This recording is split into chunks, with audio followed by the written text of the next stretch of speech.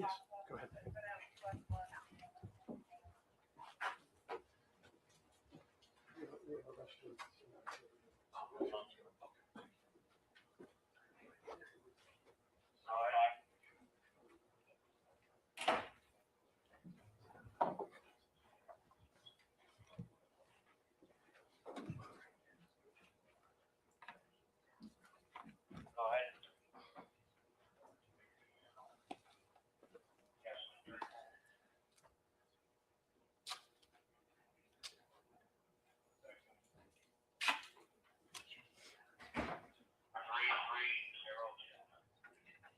Hey girl, here we go.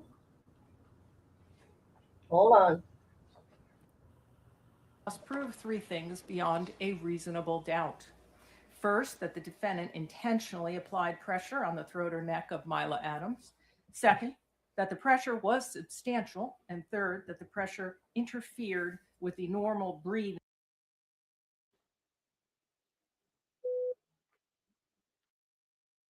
Testifying will be called in one at a time. All set? Yes, Your Honor. Okay. Thank you.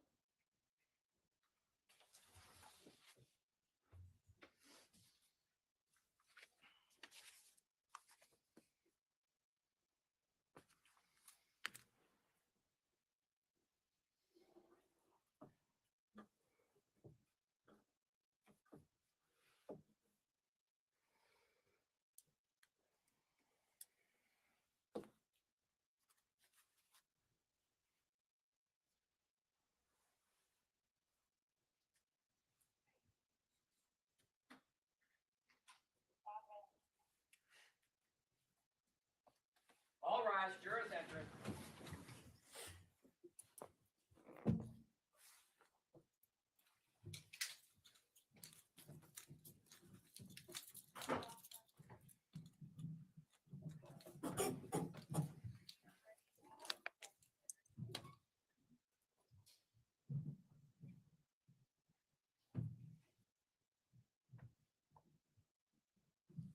May be seated. All right, counsel are ready to proceed? Yes. All right, go ahead.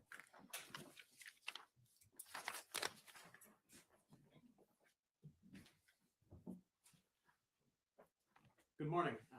My name is Drew Virtue. I introduced myself earlier when we had a large group, and now that it's a smaller group, I just want to reintroduce myself again. To give you some room to stand on here of parties and what they're doing. My name is Drew Virtue. I'm the prosecutor, meaning I'm going to be presenting evidence supporting the defendant's guilt.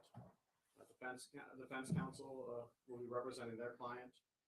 We'll have the clerk here, whose job it is to create a complete record of this case, both for the recording as well as writing things down when need be. The court officers who are up and about are here to make sure that we're safe, as well as help people kind of figure out where they need to go.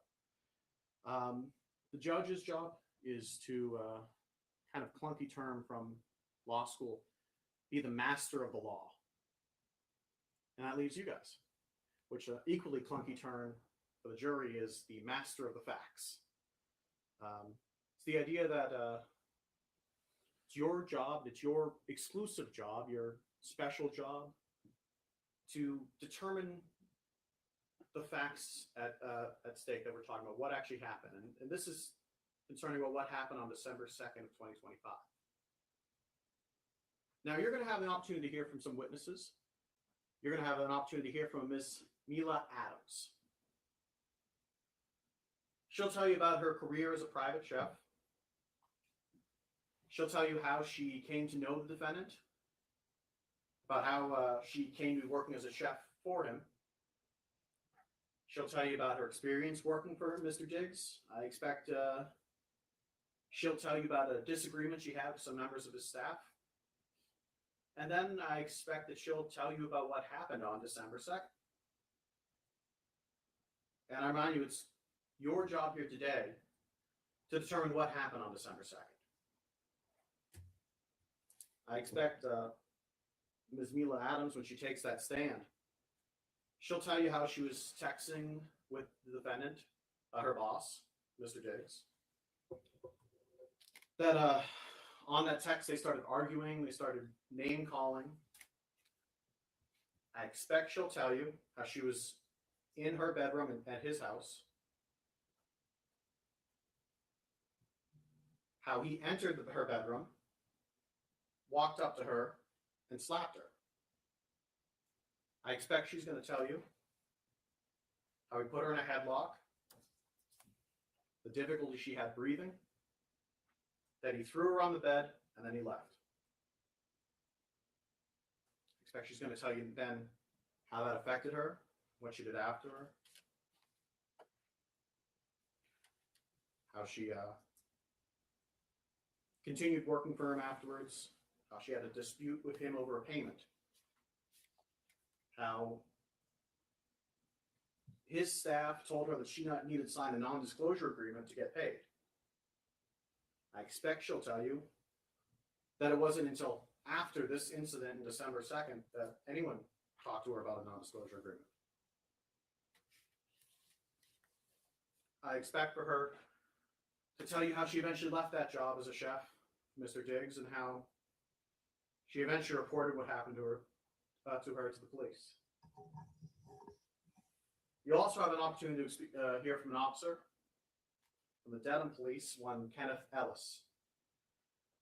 He'll tell you about his training that he undertook in order to become an officer and how on December the 16th, Ms. Mila Adams came to the Dedham Police Station to talk to the police. He'll be able to tell you a bit about that encounter, what he saw, a little bit about that conversation, and ultimately how he chose to, how charges were filed against Mr. Diggs. Now, in this case, Mr. Diggs has no obligation to call any witnesses. He may choose not to call any witnesses, and you cannot hold that against him. But in the event that he does call witnesses, I ask that you give his witnesses the same care, the same attention, and the same scrutiny that you give to the Commonwealth's witnesses.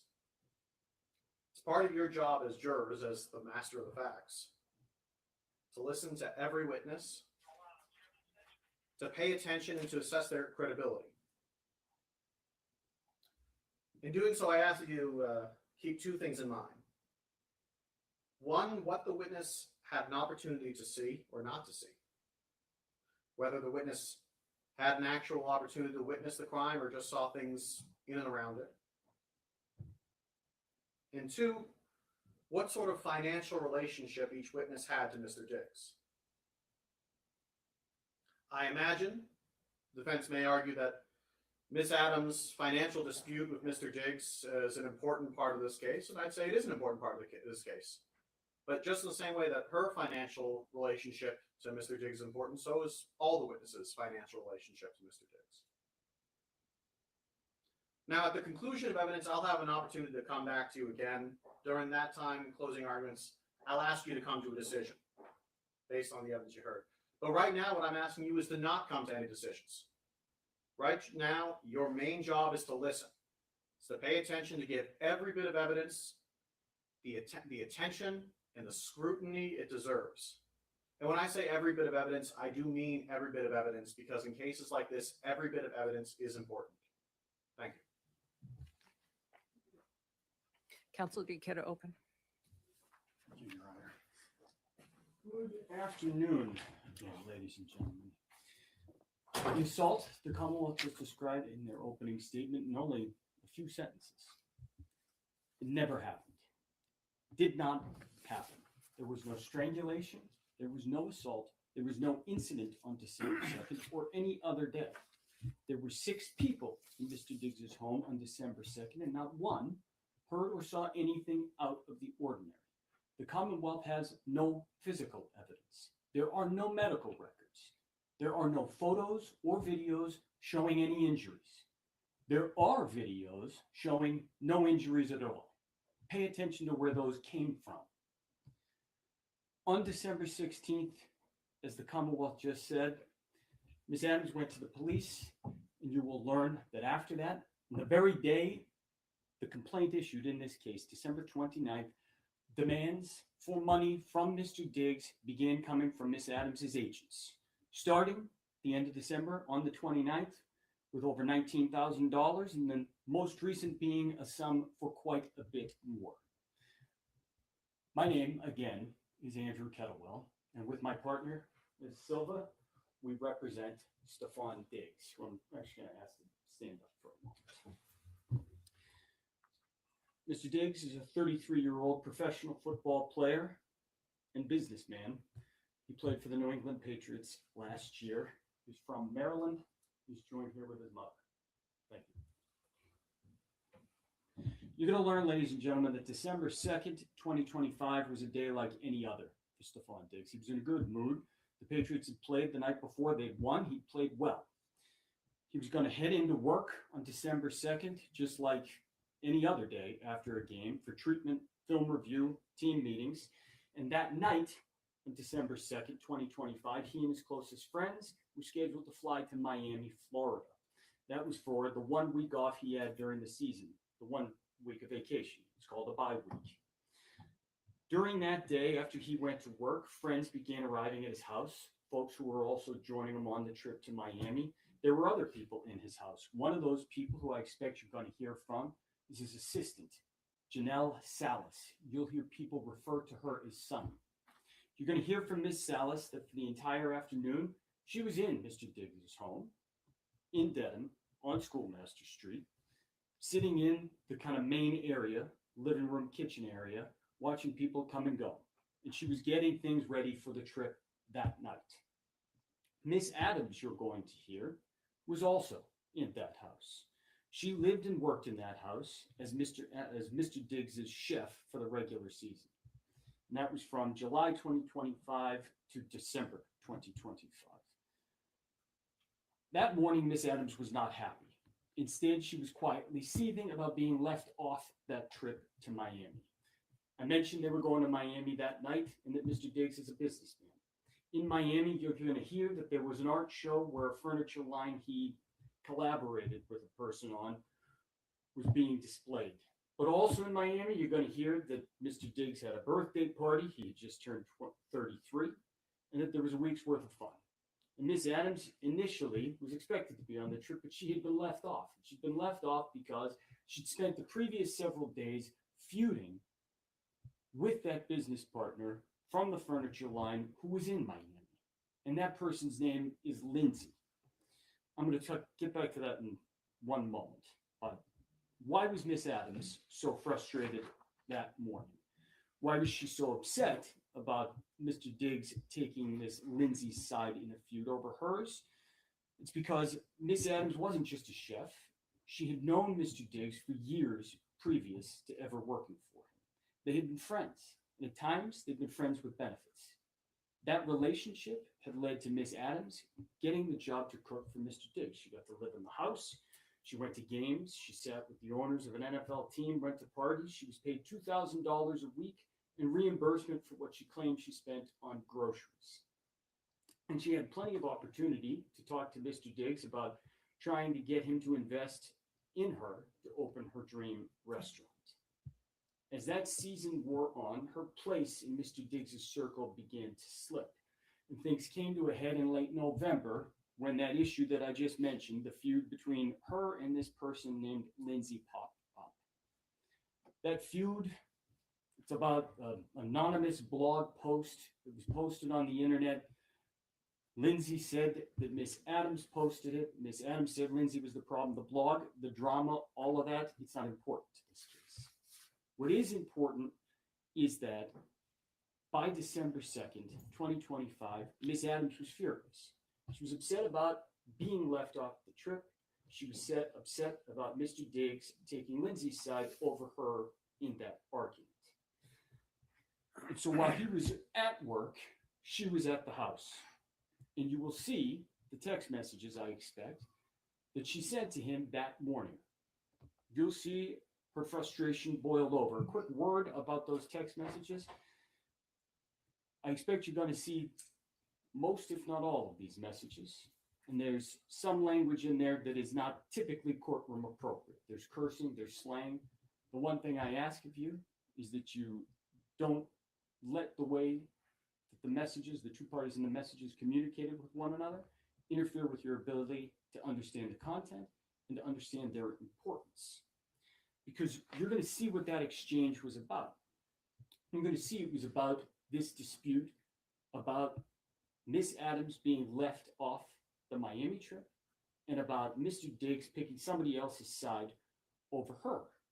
And you're going to hear why that's important. Because as I said, Miss Adams went to the Denton Police Department on December 16th. And she made her report. And she told them the argument on December 2nd was about money. She told them that's what the fight was about over text and in real life. And that's how things got out of hand. She didn't mention Miami. Listen to what else she didn't mention.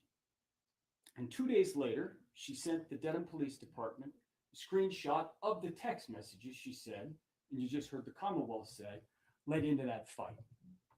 Led over the phone to Mr. Diggs, coming into her room and committing this offense. And you're going to see those messages that she sent to the Denton Police. And I expect that what the evidence is going to show you after you've seen those, after you've seen all the messages that she did not show to the Denton Police, the evidence is going to show you that she curated the messages. She omitted some, she removed other messages before she sent them to the Denton Police to fit her narrative. By the way, on December 2nd, she indicated to the police as well that she had not been paid for November. You're going to hear a little bit about her payment and about her paperwork. We'll get to that in one moment. A few of the people who you're going to hear from in this trial, many of them do work or have been associated with Mr. Diggs. Sonny, his assistant, is one of the witnesses you're going to hear from. I indicated to you she was inside the home that day, sitting in the living room, watching people come and go, doing her job like normal. She personally spoke to Miss Adams throughout that day, and she'll tell you what she observed. You're going to hear from other folks who talked or texted with Miss Adams that day as well. You're going to learn that Mr. Diggs had a scheduled day. He was at work in Foxborough, and even after he got back from work, he had a set schedule. He had an IV treatment for 1 hour and a 2-hour massage that followed. Following that, as I said, they were getting on the airplane and they were flying to Miami. As for Miss Adams, what you'll hear is that there was nothing out of the ordinary. She was normal. She cooked dinner for Mr. Diggs on December 2nd.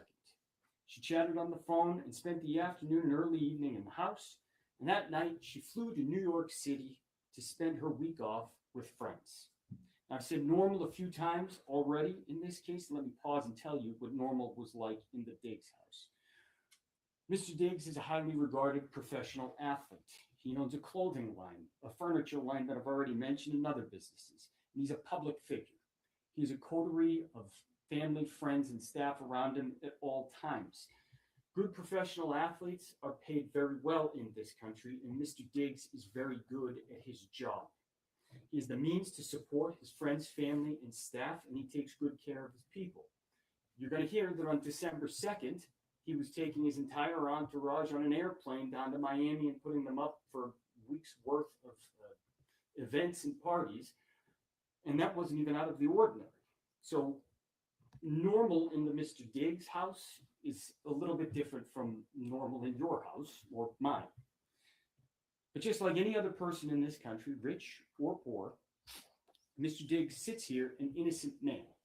And any preconceptions or feelings you have about athletes, wealth, or anything else, you have to put aside and not let interfere with the oath you just took as jurors.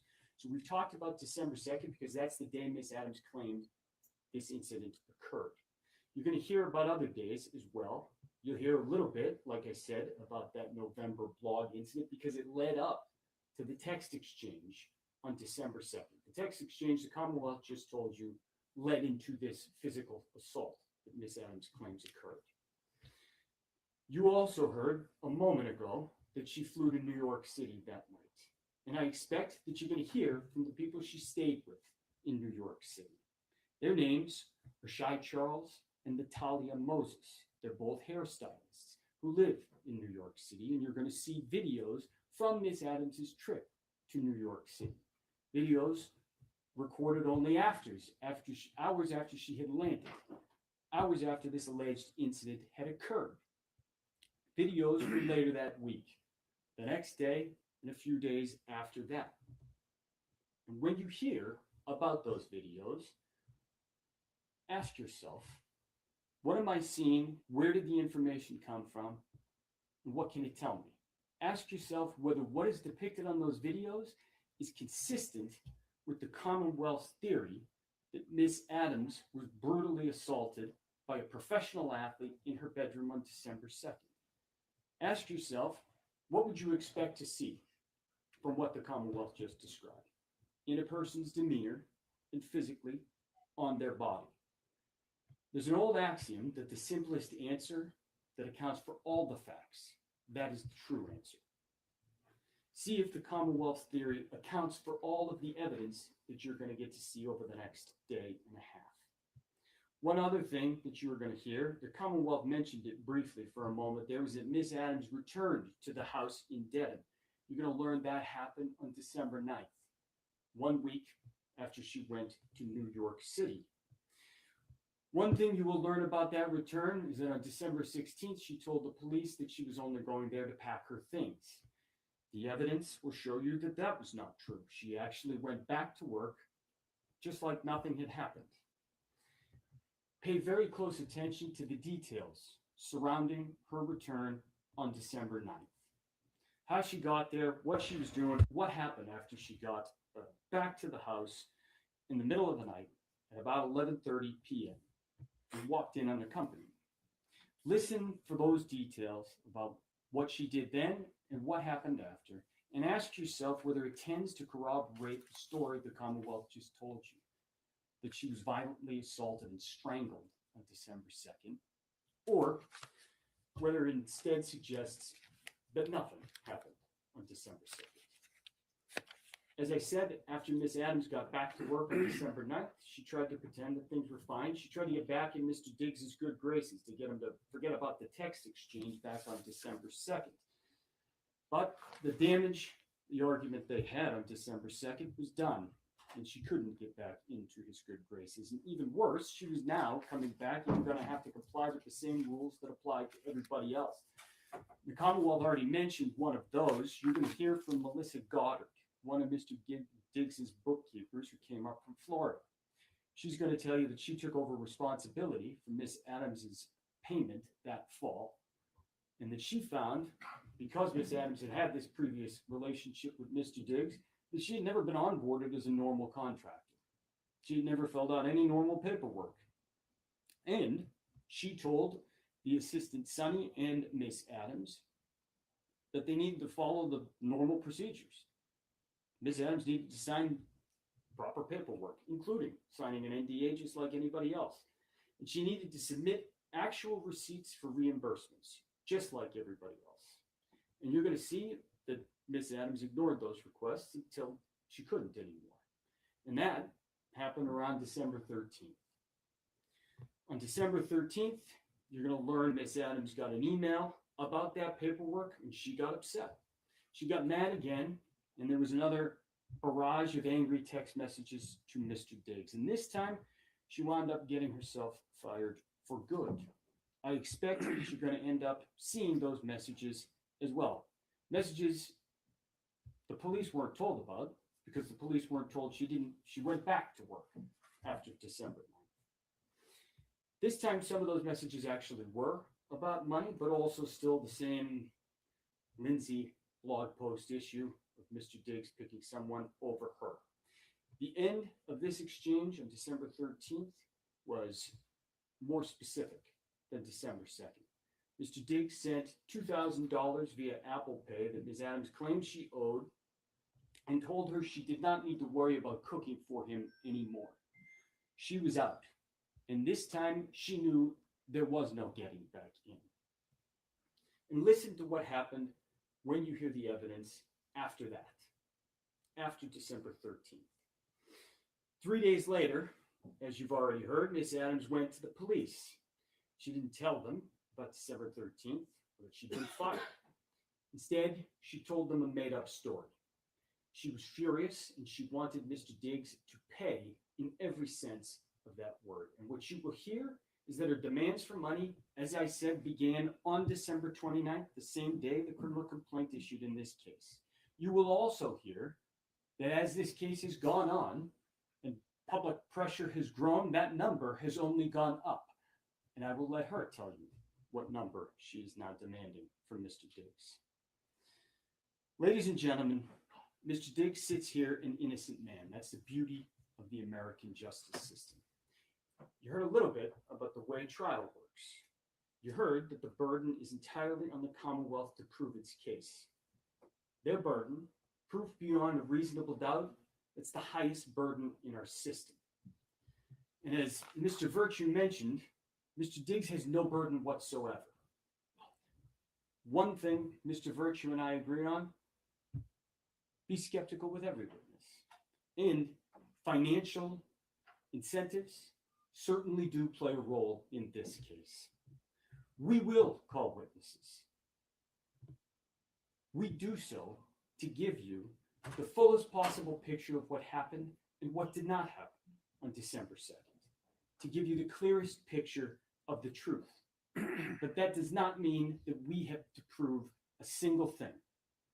The Commonwealth bears the burden, and the burden never shifts. That's how our system works. That's the beauty of it. That when an innocent person like Mr. Diggs is charged with a crime they didn't commit, what can they do? They can do this. They look the Commonwealth right in the eye and they say, prove it. And that's exactly what Mr. Diggs has done.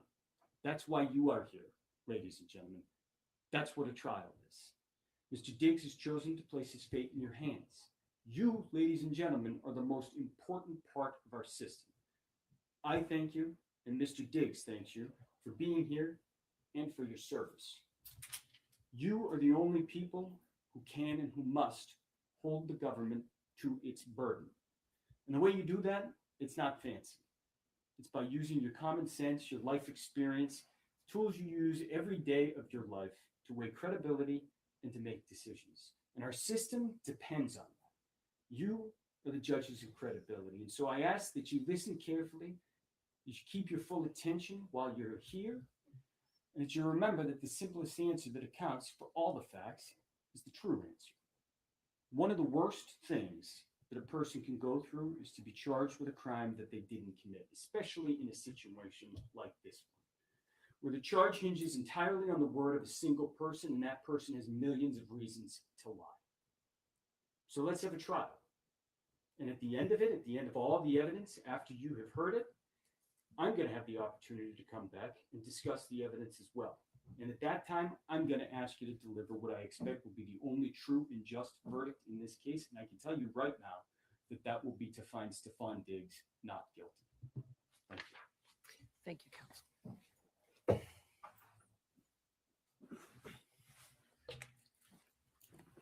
Your Honor, the Commonwealth will call Mila Adams to the stand.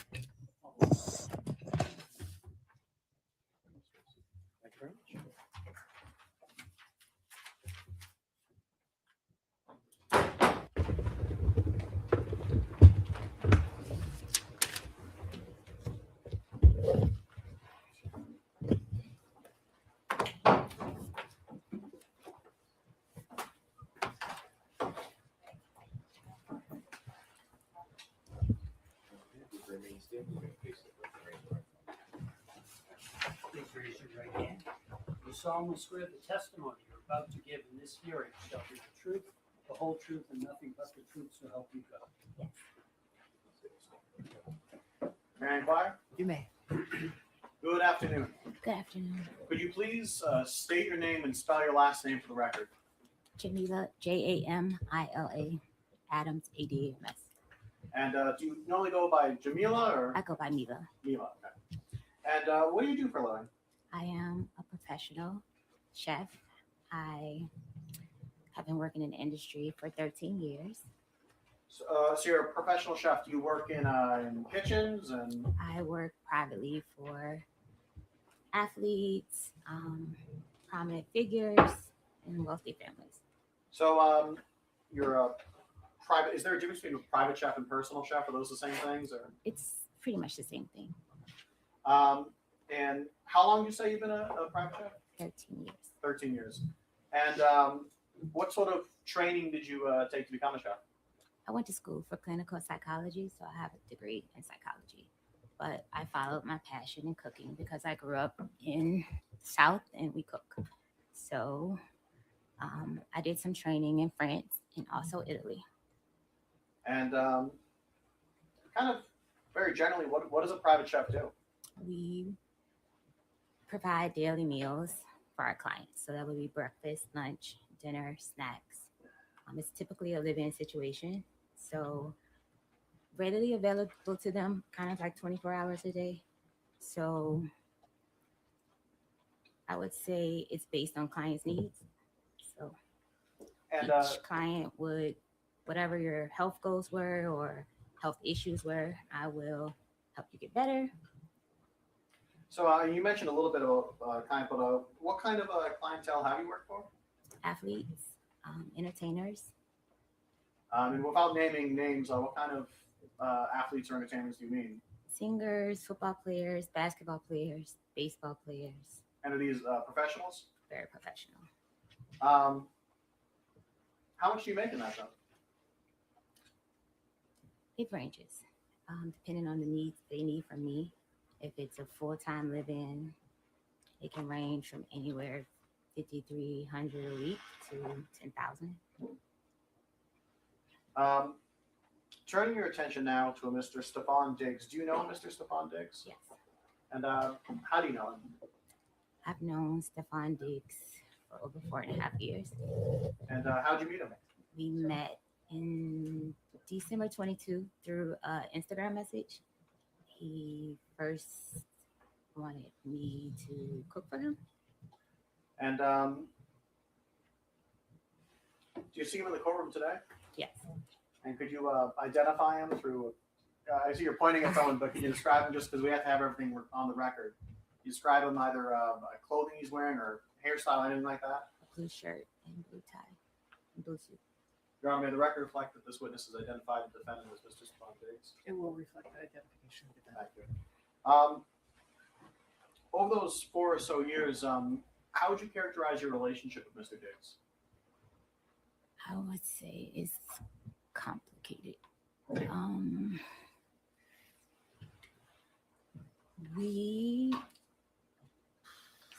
We had it started out as friends. We met. It started out as friends, became sexual, and we would meet up, hang out, and we decided I would come work for him like February of 2025. So you said February 2025, you and he talked about you working for him? Yes. And that's as a private chef? Yes. What were the sort of terms of your employment? Like were you going to be living with him? Yes. And how many meals or what was it like working for him?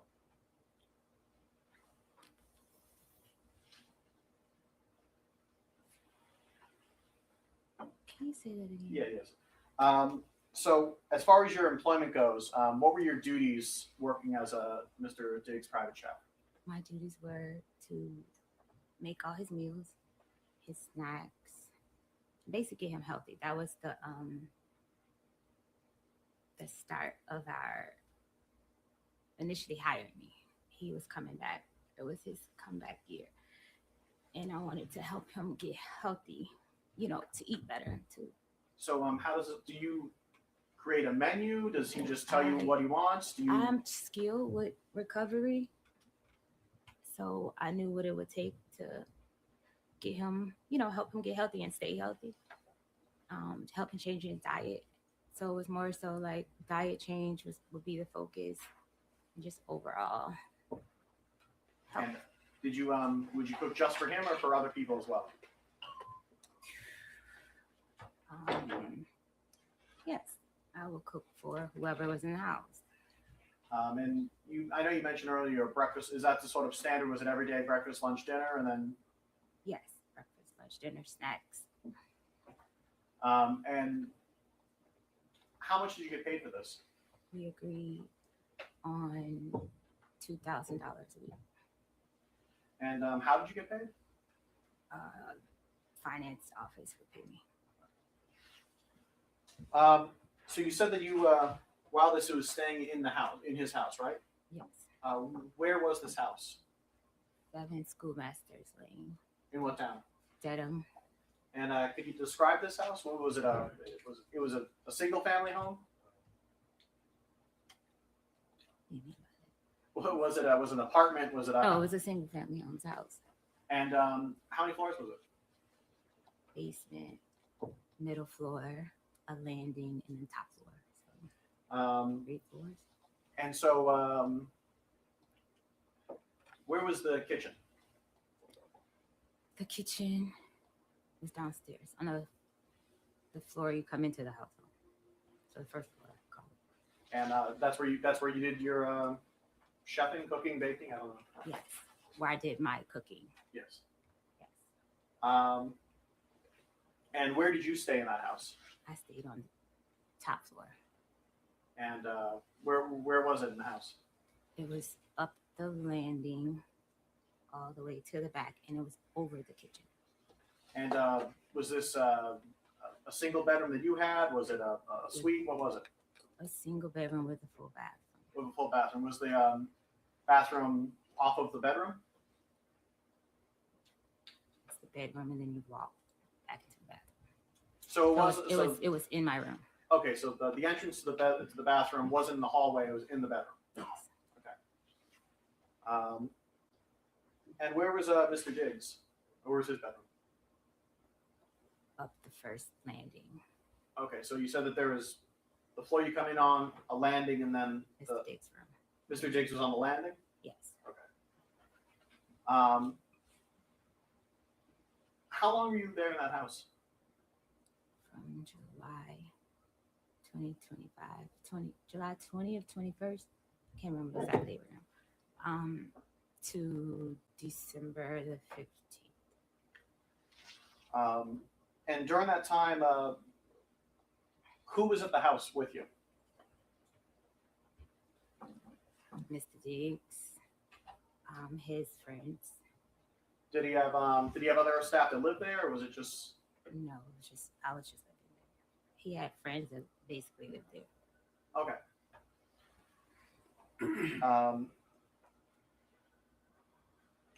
And while you were living there, was it a kind of regular schedule or thing? How did that work? Yes, he gets a different schedule by the week, but it will change by the day sometimes. Sometimes he will have to go in later or earlier. So I will often ask at night what time you have to be at work, so I can have breakfast prepared for him to take. Turning your attention now to November.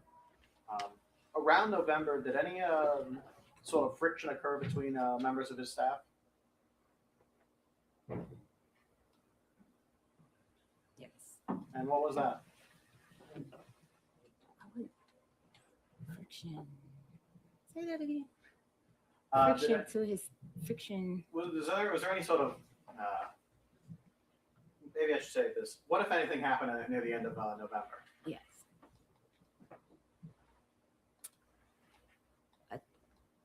A Instagram DM message was sent to his child's mother's friend, and this message was stating that I was telling his personal business of women that he was sleeping with that worked with us, that worked with me, and yeah. And so- as far as I can remember what that message said. And So how did this create friction within the people working for Mr. Diggs? I was confronted by Mr. Diggs if I said these things, but it had already been Mr. Diggs had a ongoing sexual relationship with Lindsay Bolin, And this person, she didn't like me, that fact that I was in the house. So you mentioned Lindsay Bolton. Who's that person? Lindsay Boland, it works for Mr. Dix.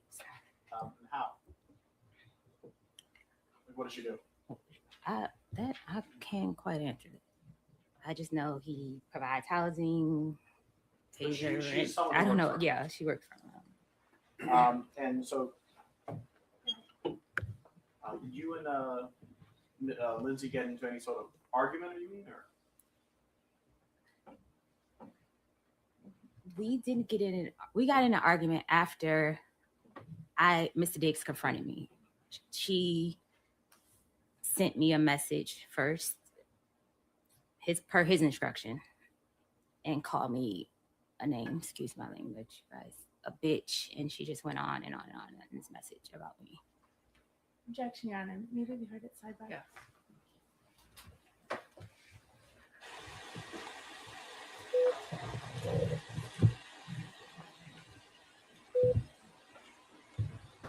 Oh, I hate that white noise.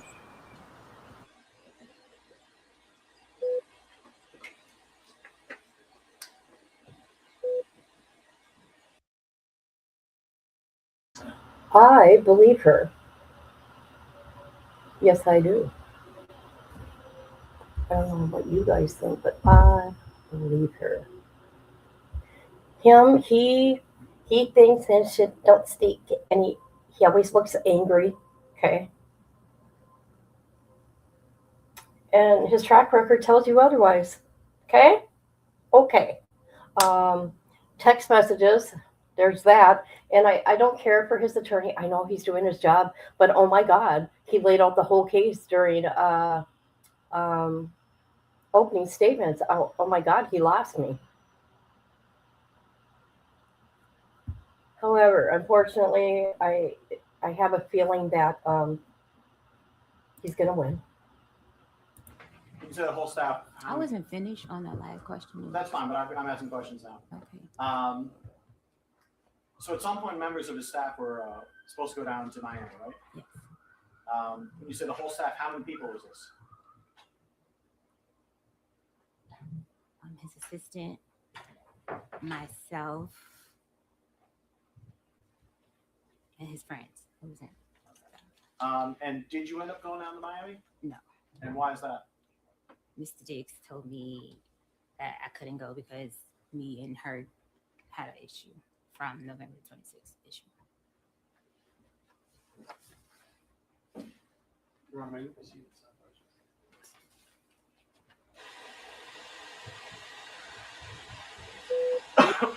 Oh, this is good. This is getting good.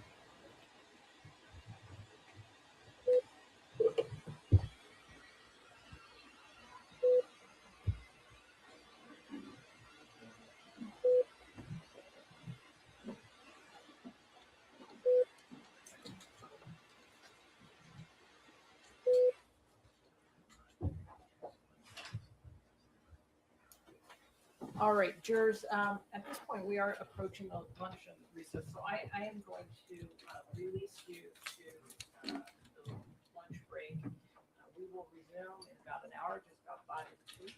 I want to remind you that you are not to discuss this case with anyone, not on social media, not even amongst yourselves, no family, friends, nothing about this case is to be discussed while this matter is still pending.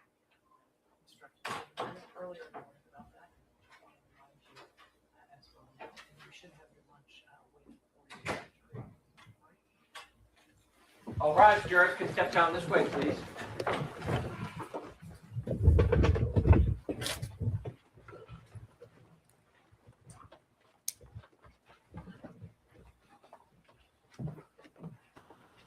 Because there was an objection.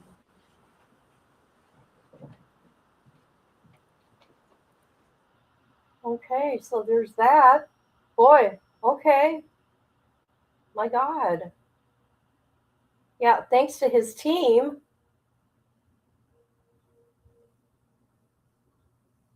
What, get a half an hour? That's it? That's all we get? I mean, that's stupid. Just saying. Okay. You guys, I just did a video and I did it wrong. But guys, guys, let me show you. I don't know if you've seen it or not, but actually, this is in the early 2000s. Okay, all right. But why did I put the 90s? I don't know. Look at this hot mama. I'm telling you, I had it going on back then. Check it out. I'm gonna break a little bit. No, I don't look like that no more. However, it's me. Okay, this is me in my wild. All right, let's watch it. All right. Oh, hold on. It's not the 90s. I gotta fix that. It's the early 2000s. Well, could it be 1999? Okay.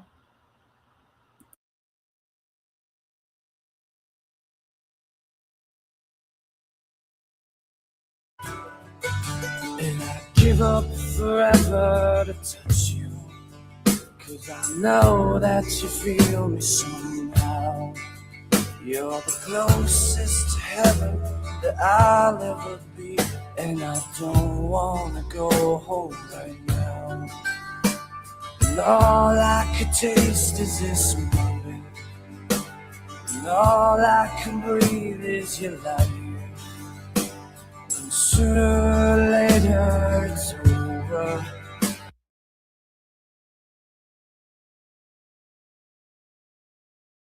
That's right. That just happened, people. That just happened. All right. Where are we going to go to now? Oh my God. Oh my God. Their lunch is for an hour. Oh my God. Hell to the no, no, no. No. It's too long. It's too long. Thank you. Okay. Me and my hot self back in the day. Heck yeah. And then you get old. And then you get old. Okay. And then you get old. And stress takes you places. Okay. But thank you. Thank you. I put the wrong date, so but that's okay. That's okay. It's close. Close enough. All right. So,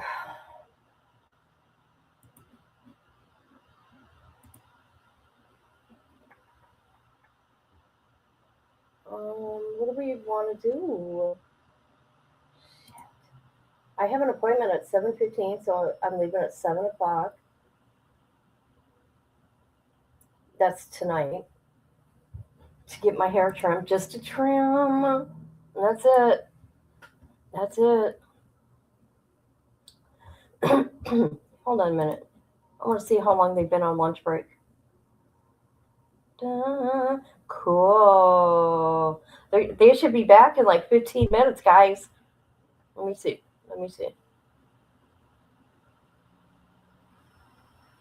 Yep. They're going to be back in like 10 minutes. 10 minutes. What should we do for 10 minutes? Anybody? Anybody?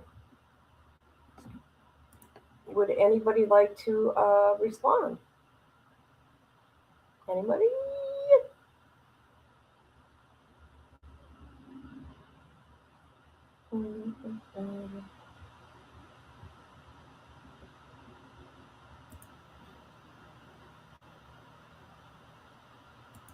I don't even know. I don't know what to say.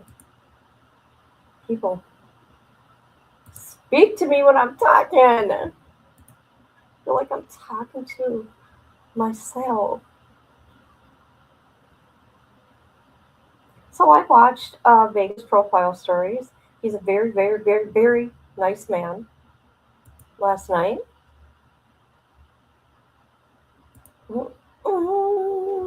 Okay, we only got 10 minutes. All we got is 10 minutes to go, and they're going to be back because I started us late on opening statements intentionally because I have a problem with breaks. No, I've been talking. I've been talking for the last 10 minutes. And nobody was responding. So I'm like, why? Why? So, anyways. Oh, how dare you. You guys know who a VPS is? It's this guy right here.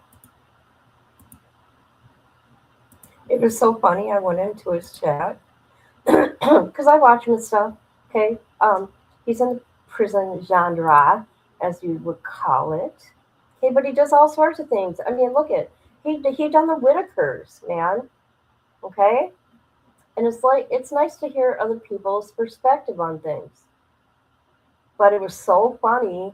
I said hi, and then I said hi to chat. And one of his mods, they blocked me. One of his mods blocked me. And VPS had to tell them, she's not a troll. But I'm like, what am I getting blocked for? I thought it was funny. Okay, I thought it was funny. Anyways, check them out. There's a video though. Where is it? Right here. About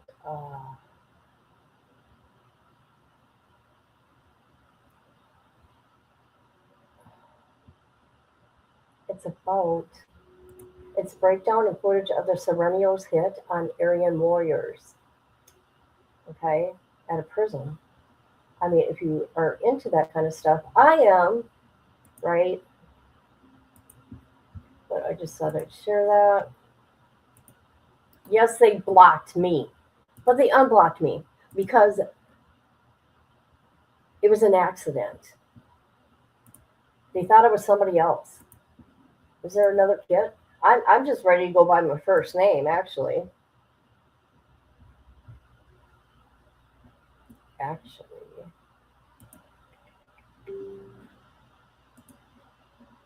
So, anyways, I got a lot going on. What do you guys got going on?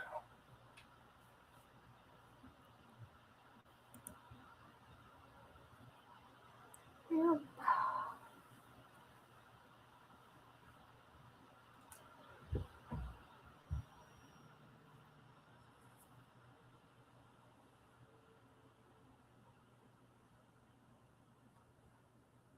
Sorry, I'm putting my hair in a pony.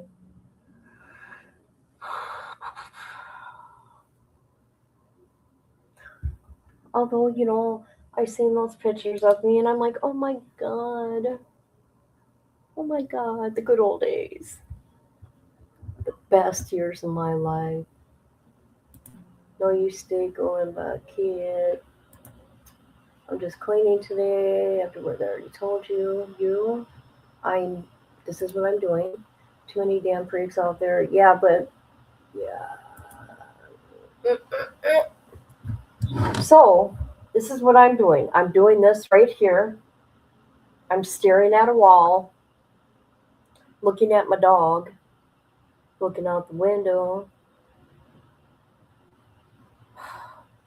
trying to get this pain to go away. And then I'm leaving at 7 o'clock tonight. Yeah.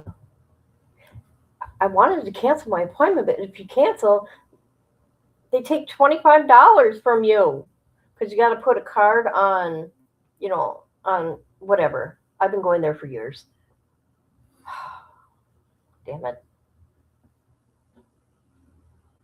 Yeah, I know. I deal with it. I deal with freaks.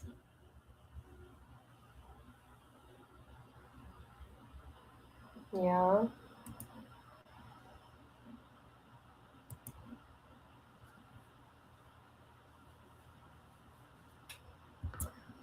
Yeah.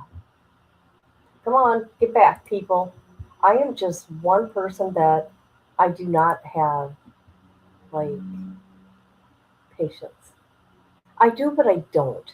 In certain situations like this is annoying.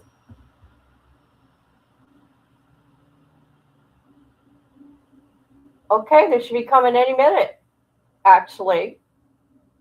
Oh no, 4 minutes. We got 4 minutes and counting.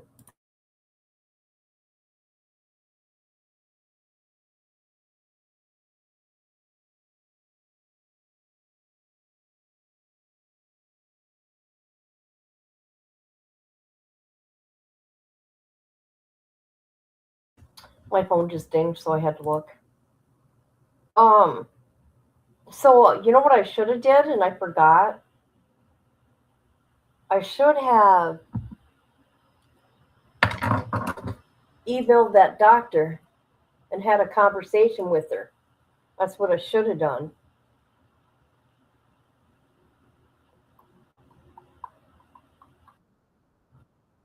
Oh, oh, here we go.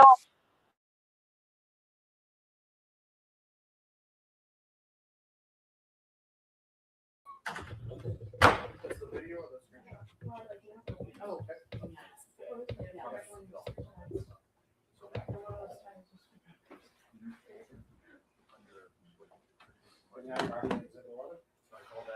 That makes sense to me.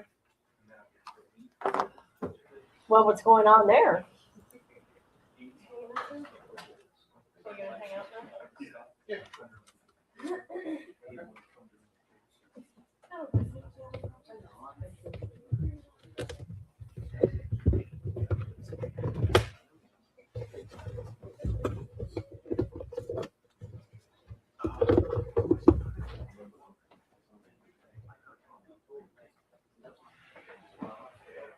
Thank you.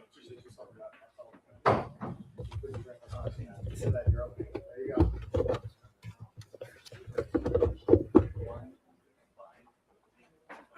Yeah, okay, yeah. Thank you.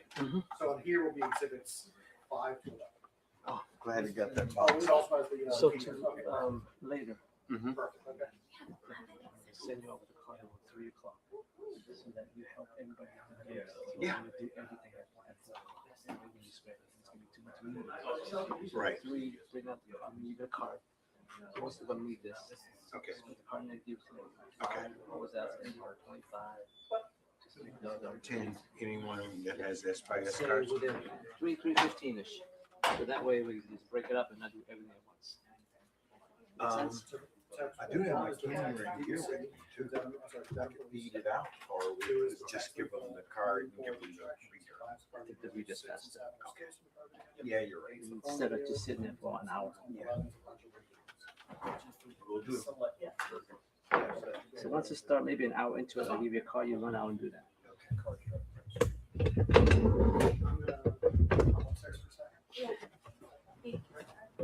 What is going on? Justify you being here. I guess they're all just having a conversation. Can't they be muted? This is annoying.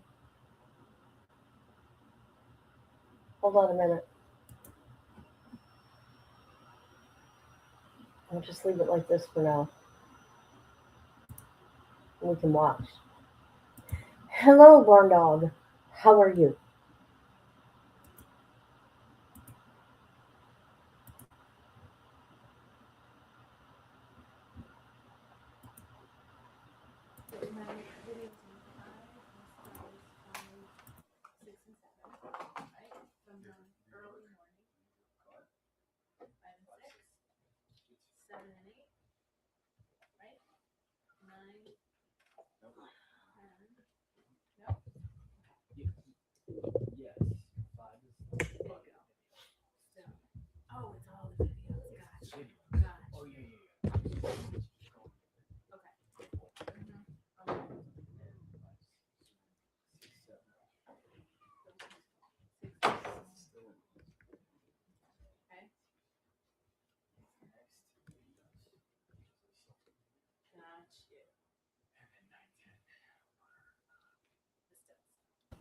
All right, now we get to look at the clock. Hey.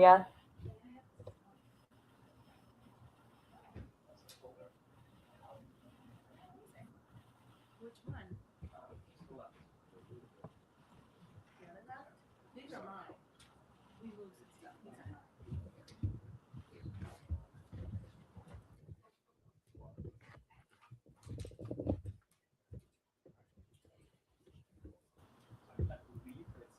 You be careful.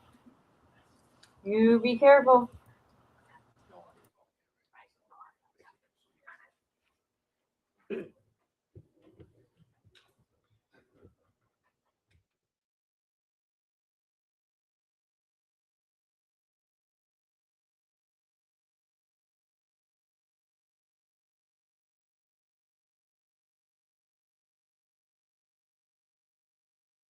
Oh, now they mute it? Now they mute it? Okay.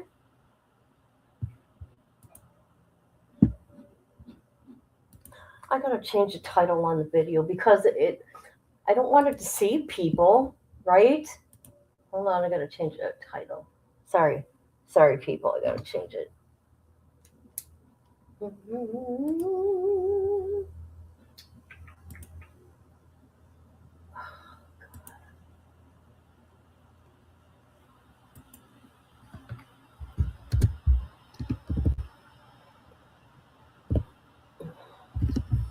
There we go.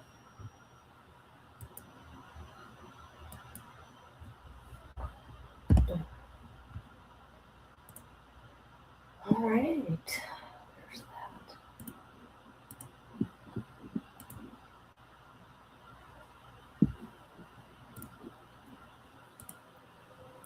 Barn Dog, what are you up to?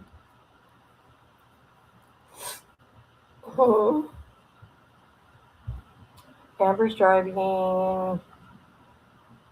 Misty's working.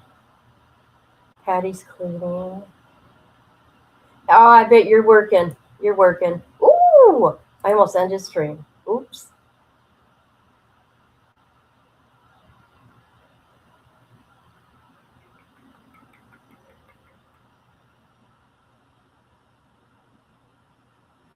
I want to show you guys something, but I can't because if I do, then it's going to start a bunch of shit, and I can't do it right now, people. I just can't do it.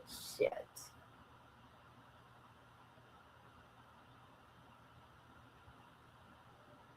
I mean, are you sitting down? Okay, good.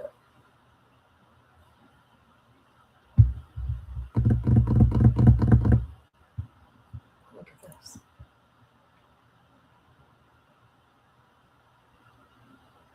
Okay, it's been over an hour, people. It's been an hour and 53 seconds. Get on. Get it together.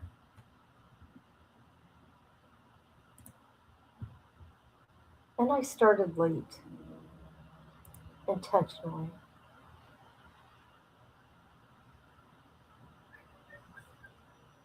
Oh, I got to plug in my phone.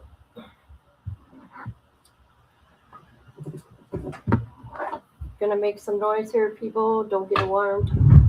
Don't get alarmed.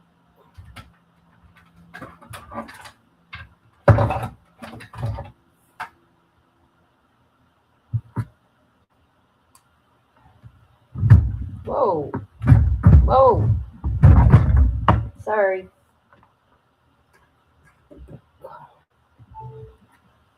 I got to get one of those charging stations that, is for everything at one time.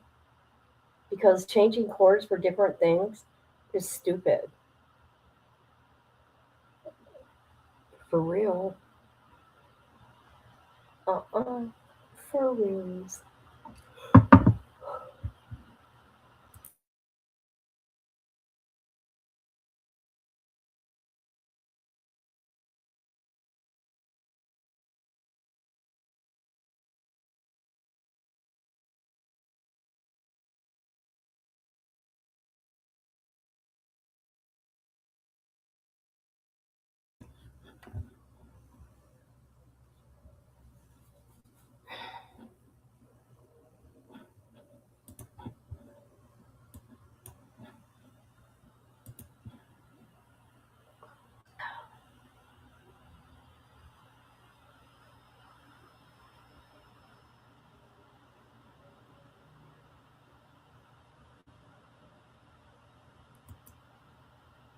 I'm reading these people's comments here.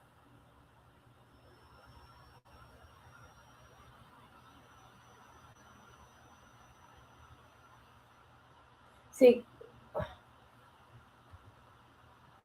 I don't trust him. I think he's a little brat. I think he thinks his shit don't stink. He was humble when he was with the Vikings, and then he got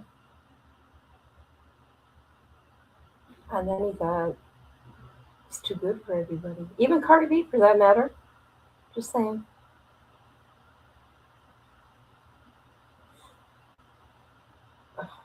Look at these people are arguing. Why are you arguing with an avatar, people?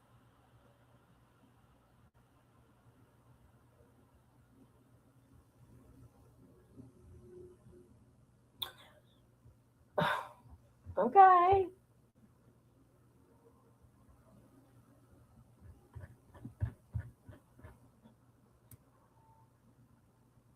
Nala.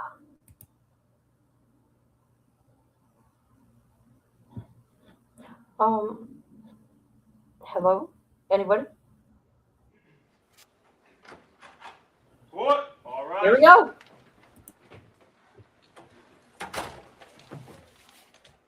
This Honorable Court is back in session. May be seated.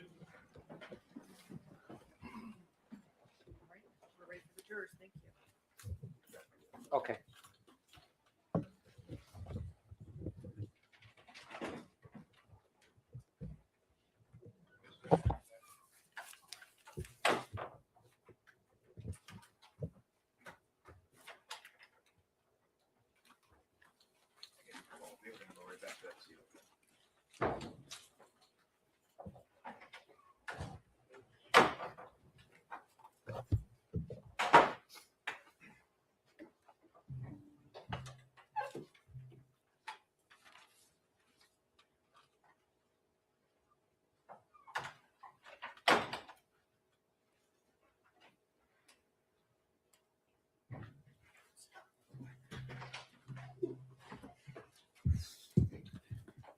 Court, all rise. Jurors entering.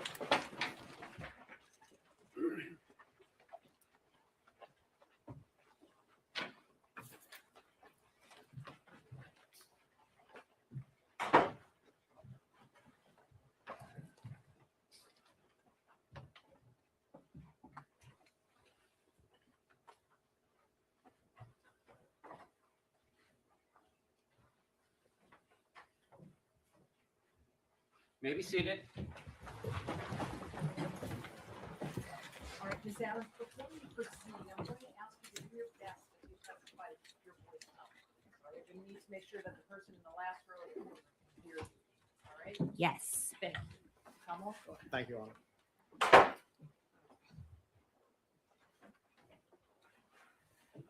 Ms. Adams, can I now turn your attention towards the date of December 2nd? Yes.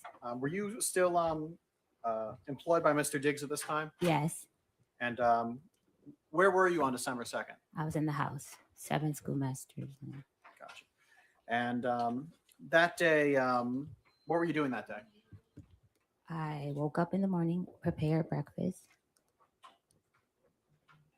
Mr. Diggs came downstairs. He asked me what was I doing for the week. And I asked him, oh, so you weren't going to tell me that I wasn't able to come to Art Basel? And he explained why. And it was because of the situation with me and the other coworker, Lindsay Bolin. And I was upset with him, not upset at the fact I couldn't go to Art Basel. Me and him have a relationship for over 4.5 years. He could have told me weeks ahead of time because me and his girlfriend, Cardi B, we were talking about having like outfits and stuff. It was like a whole thing being planned, and he just waited till the last day. So I was more upset with him not letting me know I wasn't going to come like at an earlier time. And at some point during this day, were you alone in your bedroom? Yes. And do you know around when this was? It was in the, like around 3 afternoon, 3-ish. When you're in your bedroom by yourself, what, if anything, were you doing? I was sitting on the bed, laying across the bed. I had my laptop, reading a cookbook, actually. And were you communicating with any people at this point? I received a text from Anna, was one of his friends. Did you receive any text or send any text to Mr. Diggs? No, the morning text that was in the morning. We had went back and forth. So you had some previous texts in the morning. Yes. So you're in the bedroom. What happens next? I was in the bedroom. Mr. Diggs came into my room. I was laying across the bed. He came into my room. When you were in the bedroom, was the door closed? Yes, the door was closed. So when he came in, did he open the door? Yes, he opened the door. Did he leave it open after him? No, he closed the door behind him. And you said you were on the bed. Yes, I was laying across the bed. About how far away were you from the door? About 4 or 5 feet, something like that. So he comes in, closes the door behind him. What happens next? He asked me to come here. He walked across the room and like leaned back on the dresser. Okay, and just to give a kind of a sense, where's the dresser in the room in relation to like the door and? Across the room, alongside the bathroom door. Okay, so about how far away from the front door is the dresser? What, 8 feet? I don't know them. A nice amount of feet. Okay, so some amount of distance from it. You said he leans against the dresser. Yes, Are you still on the bed at this point? I'm still on the bed. What happens?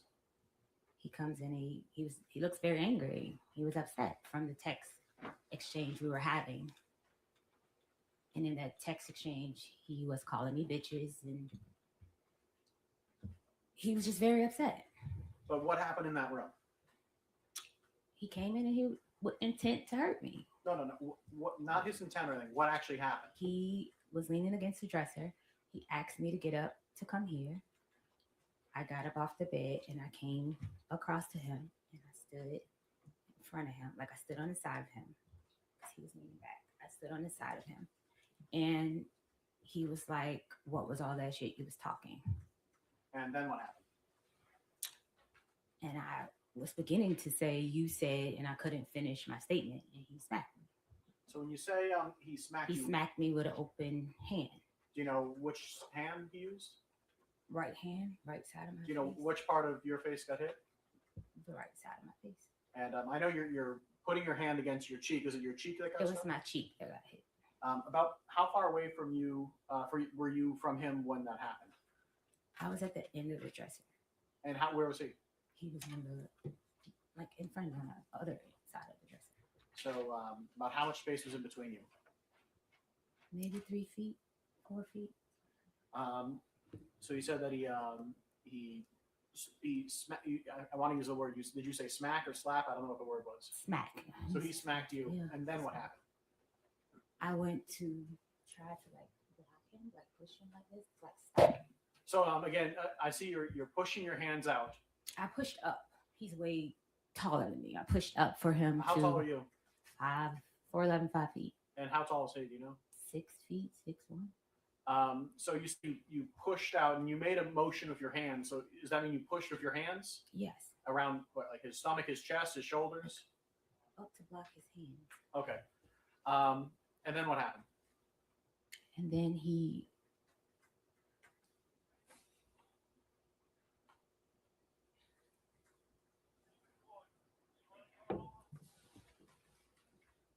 Can I have a second? Can I have a second? Yes, you can.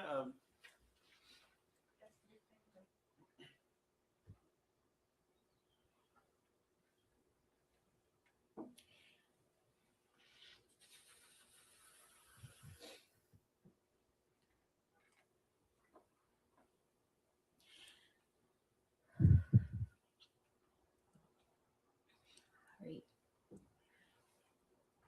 When I went up to push his hand, like block him, like block him, he took his arm and he like came around my neck with the grip of his elbow around my neck, and he began to choke me, pressure on my neck with his elbow. So you said you pushed against him, and then he put his arm around your neck. Yes, Do you know? Were you facing away from him? I was facing him. You were facing him. He put his arm around your neck. Yes, he like spun me around. He spun you around. Yeah, like I will have to show you more so than I can describe it. Describe it as best you can. I was standing in front of him. When he slapped me, I went to like try to hit him back like this. And then it was like he tackled me. like got me to try to keep from pushing him or protecting myself. And he put his arm around my neck like this, and he was choking me. So you ended up in a position where his like forearm or bicep was around your neck. Yes. And you said he choked you. What exactly did he put pressure on your neck? Yes, he put pressure. And were you able to breathe? At first, and it kept getting tighter, tighter. So were you able to breathe? No. About how long were you in this position? I would say roughly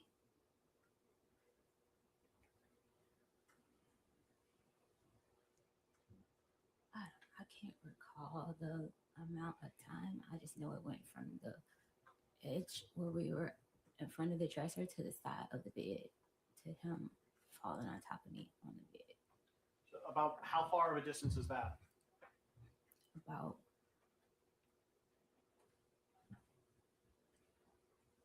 maybe 4 or 5 feet, something like that, 5, 6 feet. At some point, did he let you go? Yeah, he let me go when we got to the side of the bed. I was pushing back. I started to do a move that I saw off of social media. He said to me, "That shit is not gonna work." So you say you tried to do There a was a move. defensive move where you try to put your hands underneath the person that's trying to choke you. It's like something I saw on a women defensive page or something. And he said, "That shit you see on Instagram is not gonna work." And that's when he got tighter. Like the more I was trying to put his hand, he got tighter. And then what happened? And then I was pushing back. And then he like fell down on top of me on the bed because I was on the side of the bed. And it was like, he was like letting me, like, I guess he was about to let me go. But as he was getting up, he like pulled my hair. And he was like, "Yeah, I thought so." And then what happened? He got up off of me, off the bed behind me, and he walked around the bed. I told him I still haven't got paid. He said lies. And he was like, "So what are you doing? So what are you doing for the week?" And I was like, "I'm staying here." He said, "I don't want anyone in my house. I don't want anyone here." I was like, "Okay, so who's going to get my ticket?" He said, "Who always gets your ticket?" And that's it. He walked out of the room. So from the moment he entered the room to the moment he left, about how much time went by?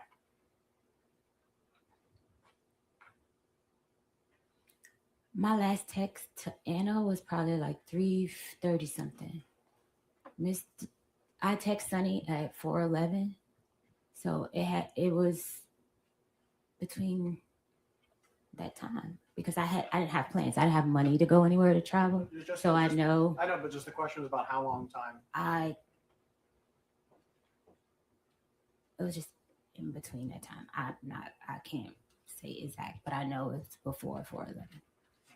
So is that 10 minutes, 20 minutes, 5 minutes? He was in the room probably maybe 10 minutes, 15. I'm not sure. When he left the room, what happened next? I looked down at my pants. I had peed my pants, and I had just came off my cycle, and I was bleeding really bad again. I guess because I was so scared, I changed my pants and I cleaned up myself, and I came back in the room, and that's when I text Sunny to get my flight. And where was that flight to? Atlanta.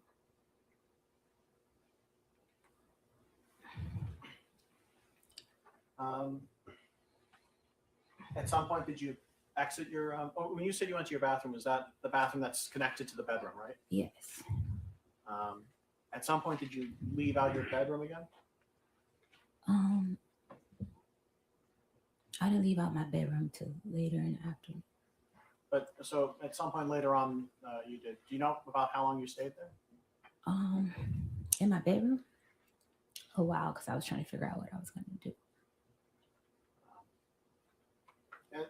So at some point though, that later on that day, you exited out of the bedroom. Yes. And what did you do next? when I exited out of the bedroom. While I was in my bedroom, I was packing my clothes to leave. I called another coworker, I would call her, and I just asked her, like, you know, what she was doing, and she was like, I told her I wasn't able to go to Art Basel, and that I was going home, and she was like, oh, you should come here, and I was like, yeah, you know what, I'll come there. When she said here, what does that mean? New York City. So I then proceeded to change my flight to go to New York. And when was that flight going to be? I just know I landed at 10:49. It was a later flight. But it's that day? It's that day, yes. Did you see Mr. Diggs anytime after that happened that day? Yes. And what was that like? He was getting a massage, and I was leaving out. By the time I saw him, I was handing over birthday gifts that I had got. So when you said you're handing out birthday gifts, who were you handing out birthday gifts to him? This is a gift that you had already purchased, or? Yes, I normally give him a birthday gift every year. When's his birthday? November 28th. Okay, so this was a little bit afterwards? Yeah.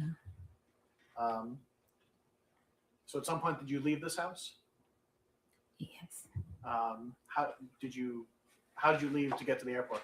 A car, an Uber. Right, and so an Uber came and picked you up and brought you to the airport? Yes.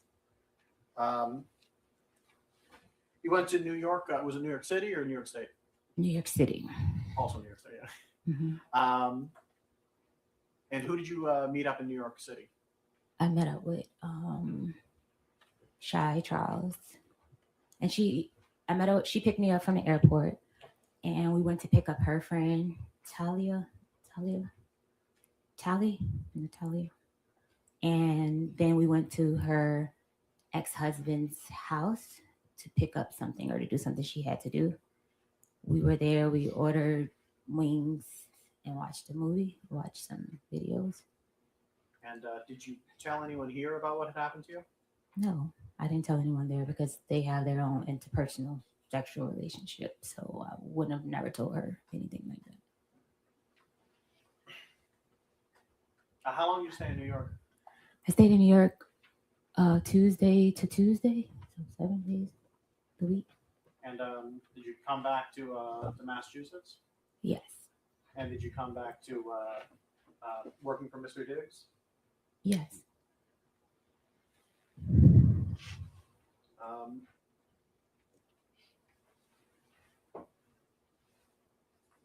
At some point, and I know this was a little bit before, maybe a little bit afterwards, but at some point were you talking to Mr. Diggs about money you felt he owed you? It was past wages. Okay. Yes. When did you first start? When did you first bring that up with him? During the week of Art Basel. I want to say like maybe the 5th or 6th. Of December? Yes. Okay. And so you felt that he owed you some money from wages that weren't paid. Is that what you're saying? I wasn't paid for the time of the month. Like I had been paid for the weeks that I put in at that time.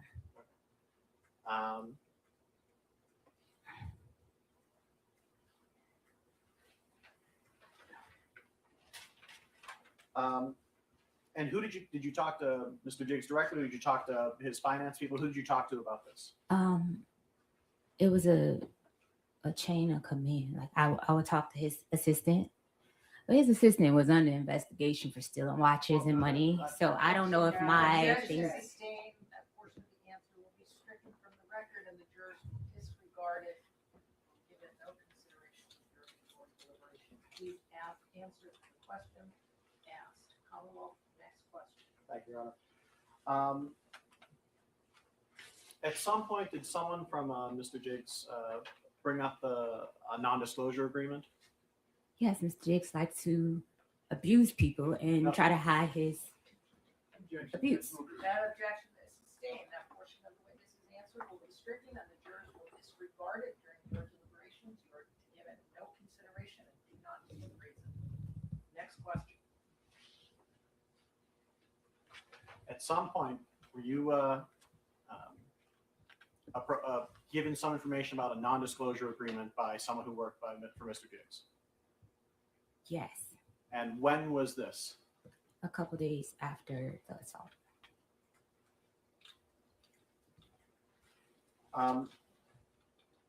At some point, did you stop working for Mr. Diggs? At what? At some point, did you stop working for Mr. Diggs? I didn't stop working for Mr. Diggs until my last day in the house. I would say it was the 16th. So yeah, some point. So December 16th. Okay. At some point, did you report any of this to the Dedham police? Yes, And when was that? the Tuesday. Do you know the actual day, or just that it was a Tuesday? I left on the 15th. I left his house on the 15th. I reported on that 16th. Okay, so and did you call the police? Did you go there in person? How did that happen? I went there in person. And what happened when you got there? I was begging for my pay with Mr. Diggs, begging for days, Objection, Your Honor. and he refused to pay me. Objection is sustained. A portion of the response will be stricken under your deliberation. Answer the question asked, raise the question again. At some point, you arrived to the Dedham police station. Yes, Did you speak to an officer? yes, I did. And did you tell the officer about what happened on December 2nd? I was very hesitant at first because of his fame and power. So yes, but I Objection, did. Your Honor. Move to strike. The objection is sustained. That comment by the witness will be stricken from the record, and the jurors are to disregard it and not consider it in their deliberation. At some point, did you tell the officer about what happened on December 2nd? Yes, I did. And did at any point you provide to the Dedham police text messages? Yes.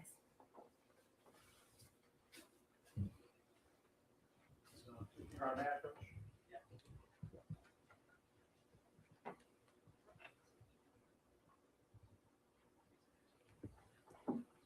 Your Honor, may I approach this witness? Approaching of what was previously marked as Exhibit 1, I'm placing something in front of you. If you could take a look at that, and when you're done looking at that, look back up at me.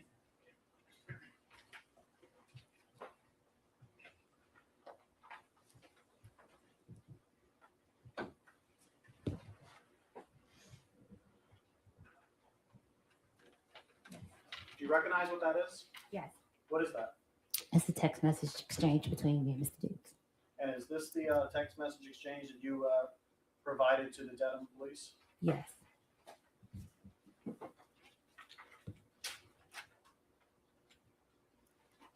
I deleted messages because making the report to the police in my previous abusive relationship, Objection, me. Your Honor. Okay, Sam. Stop. That part of the answer is stricken from the record. Jurors will disregard it. Now, please answer the question that is put to you. And if you don't understand it, you can have it restated for you. Counsel at sidebar.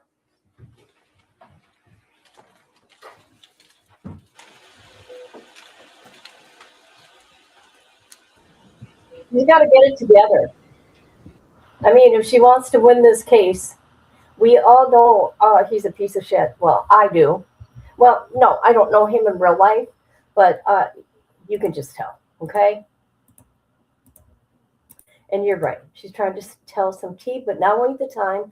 After trial would be the time because, you know, then all the news reporters are going to swarm her.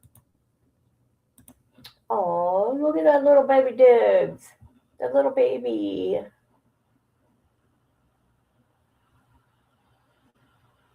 Yeah, don't look at the camera. Don't look at her. Look at. He's trying to hold in.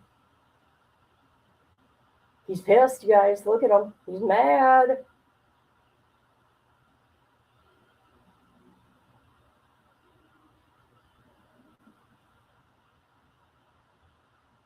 Oh, and there's mommy. There's his mommy. Mommy's with him everywhere he goes. He's a mama's boy. So that tells you everything you need to know. Right there.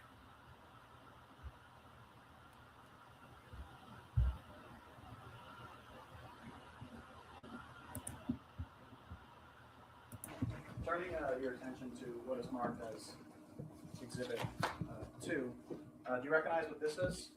You can look through it. There's more than one page. 1 minute. I recognize it, but the messages is cut off. There's I believe 3 pages to this. Throw 4 pages rather. If you wanna flip through it.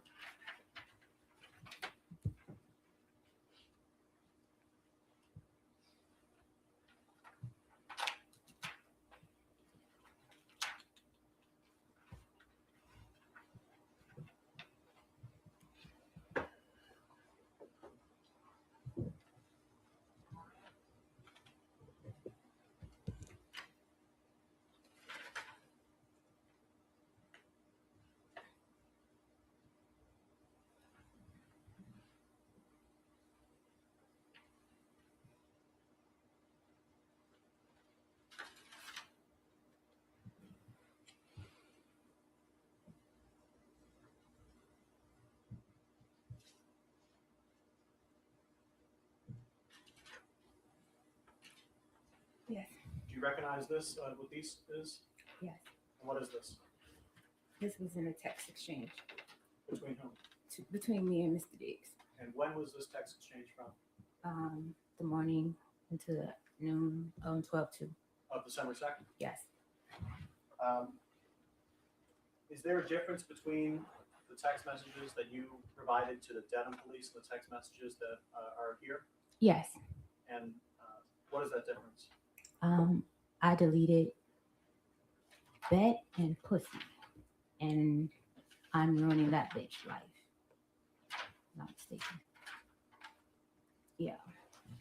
And why did you delete those phrases when you provided those text messages to the Dedham police? Because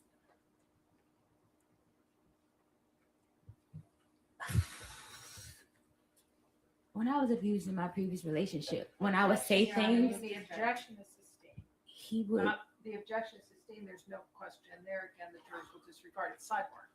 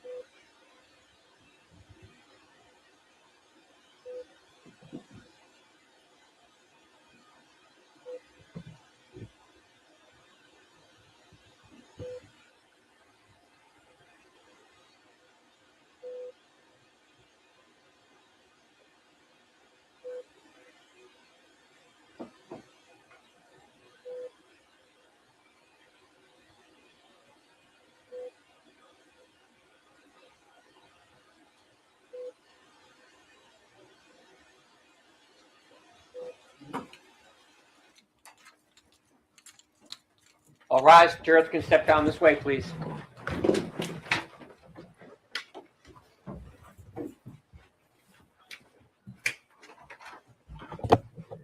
Oh, here we go. Now what? No, I was talking about you, VPS. Researching your new story. Right on. How has Jurors have exited. This court stands at a recess. Oh, of course. Thank you. Okay, her attorney, hold on. Her attorney, or the prosecutor needs to tell her, just answer my questions. We will get to whatever, right? Because she's hurting her case right now.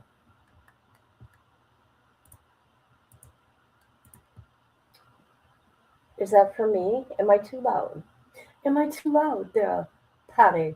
Patty. Am I too loud, Patty? Patty, do you want to play a game? I want to play a game. Ha ha ha ha ha. How about that? So I just opened up me a can of soup, which, I usually like to make my own homemade chicken noodle soup or chicken dumplings, but I got a can. We'll see how that tastes. Oh, the judge. Okay. Okay, just making sure because I can get louder. I can get louder. Okay. That's right. I made that guy just for her. That's her guy. That's right. Uh-huh. Well, I didn't make him. He was already out there terrorizing people. But I thought I would terrorize Patty. Patty, Patty, Patty. Come on, show Diggs. Show Diggs. Let's see his face. He knows he's a little demon. People, he knows. Okay. I know I shouldn't be eating while I'm live. Well, at least you guys can't see me. I'll make sure I'll try my best so you guys can't hear me. But I gotta eat. My stomach's all upset. It's icky. It's nothing like my chicken noodle soup, okay? Patty, mine too. Have the volume all the way up to hear them. And bam, it's so loud when they go on break. Yeah, they put on that white noise. So you don't know what they're saying. White noise, people. White noise, white noise. You guys, hold on.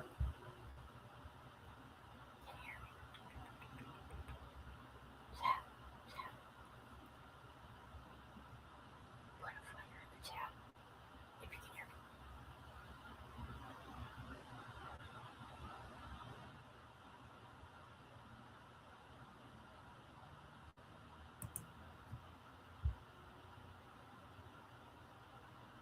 Chat, put a fire in the chat. If you can hear me. My God. Okay, I'm just checking. I'm just checking. Okay. All right. And you you laugh. You laugh instead. Well, you know what? So did I. So here we go. Fire in the chat. Fire in the chat. That's right. That's right. I was trying to do some ASMR shit, people. Sure was. Because you know what? I don't know how to work a mic. Okay. So I'm trying to learn. I mean, I've had it for like 2 years. Don't even know how to use it. It ain't a fancy one. Mm-mm.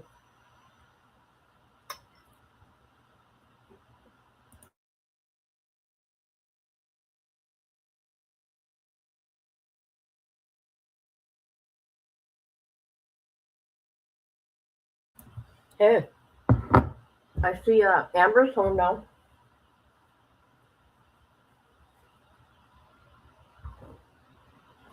And the only reason why I seen, because I seen her comment, okay? It's not like I'm over by her house or anything weird like that.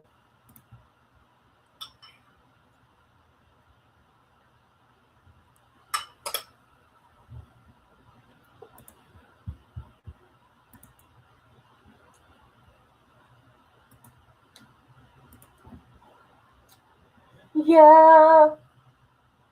See what these people are saying about her. She has a witness. She's cooked. She's cooked. Circus show. You can tell she's a little off. No, she's not. I think you are the problem over here. Okay?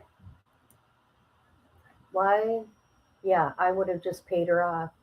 But maybe he felt like she was going to still try to make him or take him to court because she knows all his dirty little secrets for the last 5 years. How unprofessional to sleep with your boss. No, if you pay attention, Cat Jax, that ain't how it went down. I mean,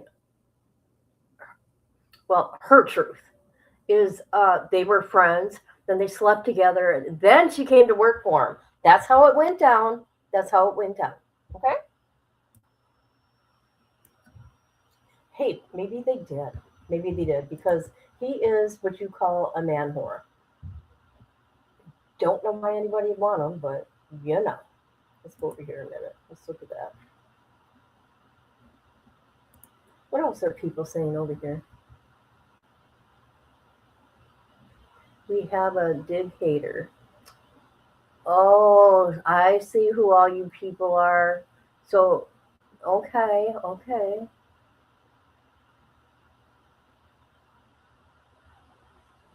So they say that it's complete bullshit, that she's lying, not guilty, not guilty, not guilty. That's what these people are saying over here. And I'm just a hater on DV, period. Okay? Dig should sue her. She's a lying hoe. Look at this stuff. Look at all these bots in there, you guys.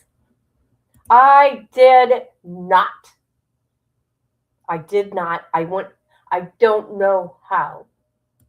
Let's continue in this bitch. Let's see. Oh my God, look at these people. Should I go in there? The court will determine if she's a victim or not. Diggs could be the actual victim. Stop it. Stop it, my mother child, too. Stop it. He is a man whore. Look at how he treated Cardi B, okay? You could tell that he did not like her in the public eye. He did not, yeah. So, hush up, my mother child person.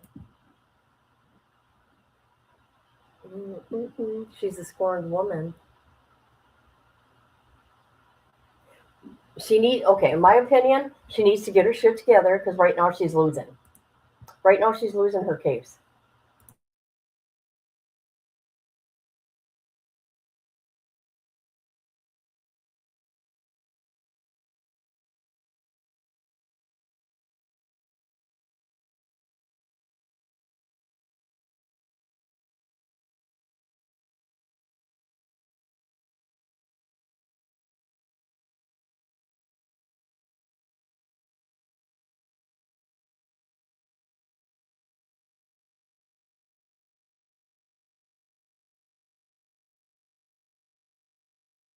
Mm, mm, mm, mm, mm.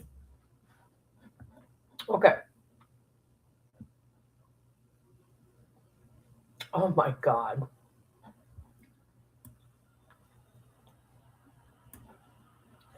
Because, look at me.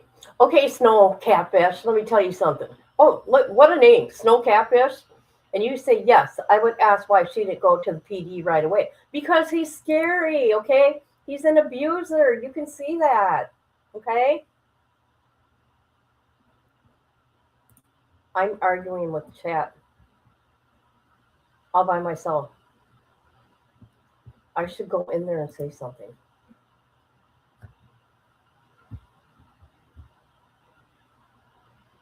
Oh, God. Here we go. Come on, let's do this, people. I don't have all day.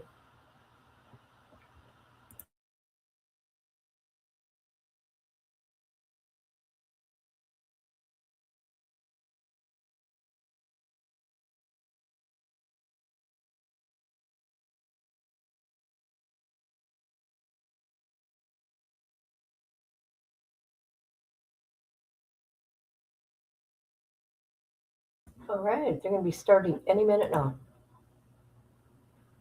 I should. I could argue with every one of them. I could. How are they going to explain the text messages? For real? How? How? How are these people in that chat going to explain those? Just saying. Oh, did we got sound? Nope. The fear of how I'll be perceived. Your Honor, may I approach us? Yes. Approaching now with a main direct potential is marked as Exhibit 3. Do you mind looking through this? It's a number of pages. And when you're kind of looked at it a little bit, you can look back at it.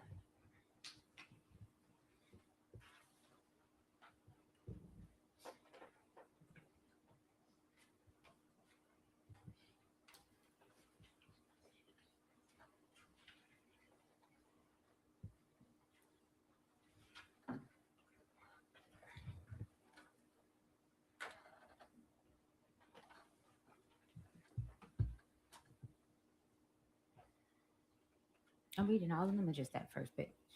Have you read a few of those? Let me say, from what you've seen, do you recognize what these seem to be? Yes. What are these? Text messages about the. Do you know who the text messages are between? Yes, between me and Mr. Diggs. And do you know when these text messages are from? 12-2. Yeah, 12-2. So were those text messages that were going on between you and me that morning of that day? Yes. And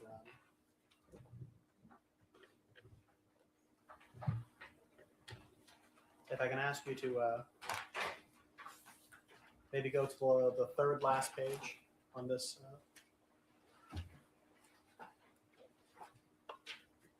In this whole thing? Of this section.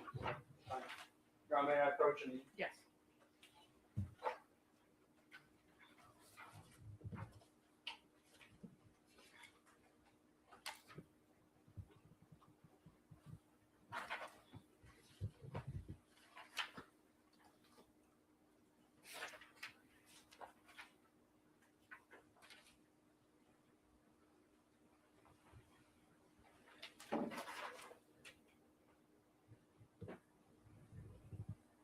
Yes.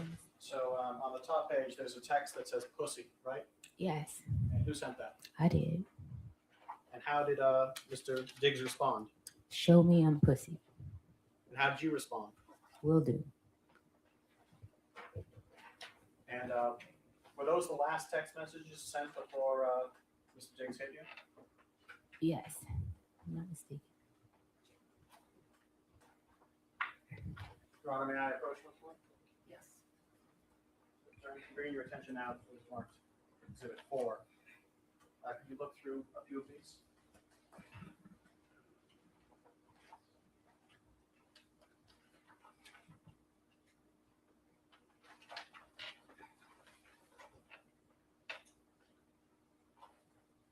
And do you recognize what these are?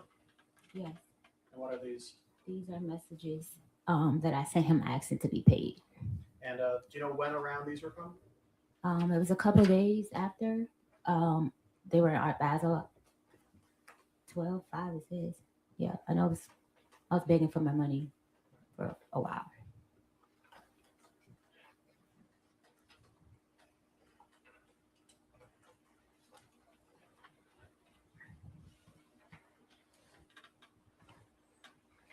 Just, I think, final question. When he was in the room, when he slapped you, when he put you in a headlock, was there anyone else in the room but you two? Just us two. And were there other people in the house? Yes. Do you know where they were in the house? downstairs. If I'm not mistaken.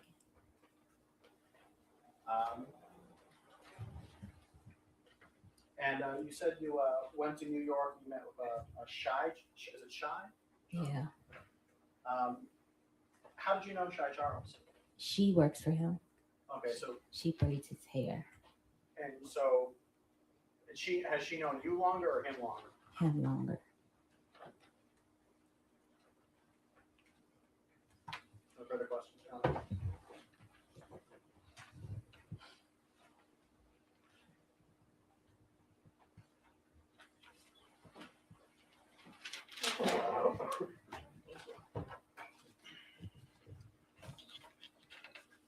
Ms. Adams, today is not the first day you've told the story of what you say happened on December 2nd, true?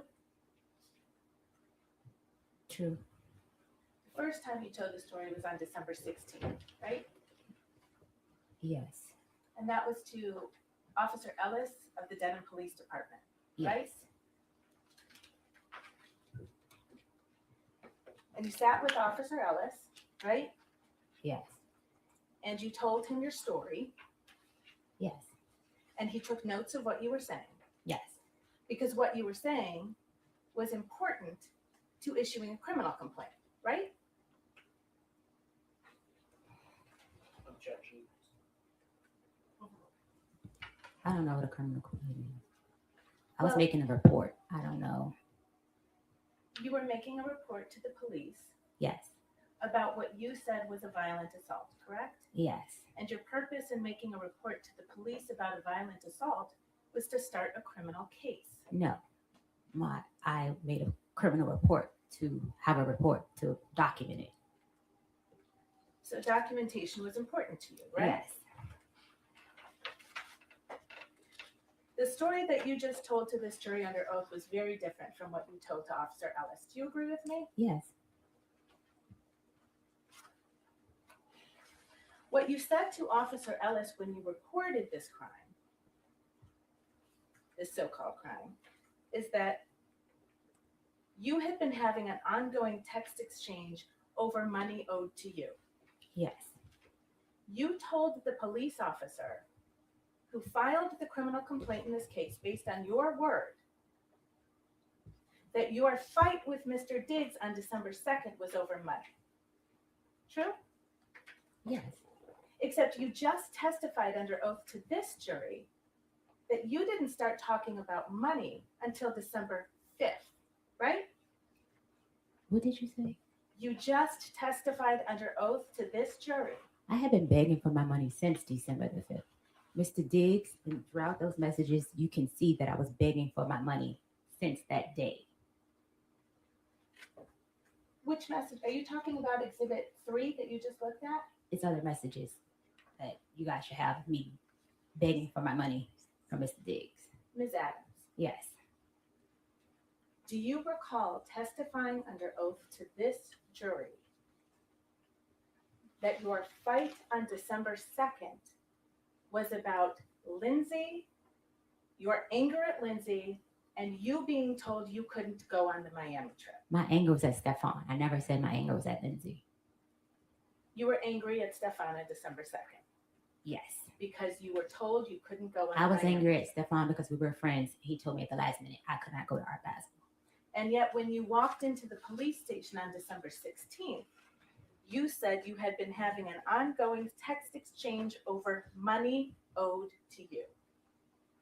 Yes, money owed to me after I asked Mr. Diggs on December the 2nd, when can I get paid? Your Honor, may I approach?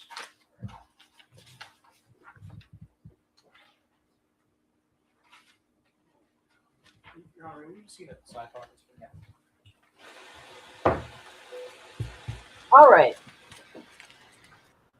I'm sorry. Look at him getting all cocky now. Okay, this is my opinion. The prosecutor just lost the case. Okay? If you guys read any of the text messages between those two, okay? Why didn't the prosecutor go through those? They're just focusing on what she said. They cannot talk about any other incidences like this within this trial? Because she ain't the only one.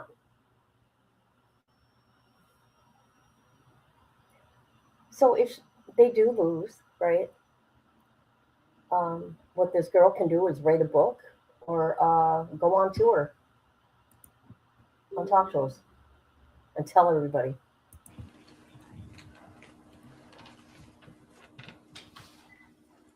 Do you recognize that document that I've shown you as the police report that was prepared based on your statements on December 16th? Yes. You've seen this report before. Yes, I made it. And you see on the report where it says, she said that on this date, the male that she worked for entered her unlocked bedroom. They had been having an ongoing text exchange over money owed to Adams. She said that they began to discuss this, which apparently angered the male. I did There's no not. question pending yet. Do you see that language? Yeah. Did you say that to Police Officer Ellis on December 16th?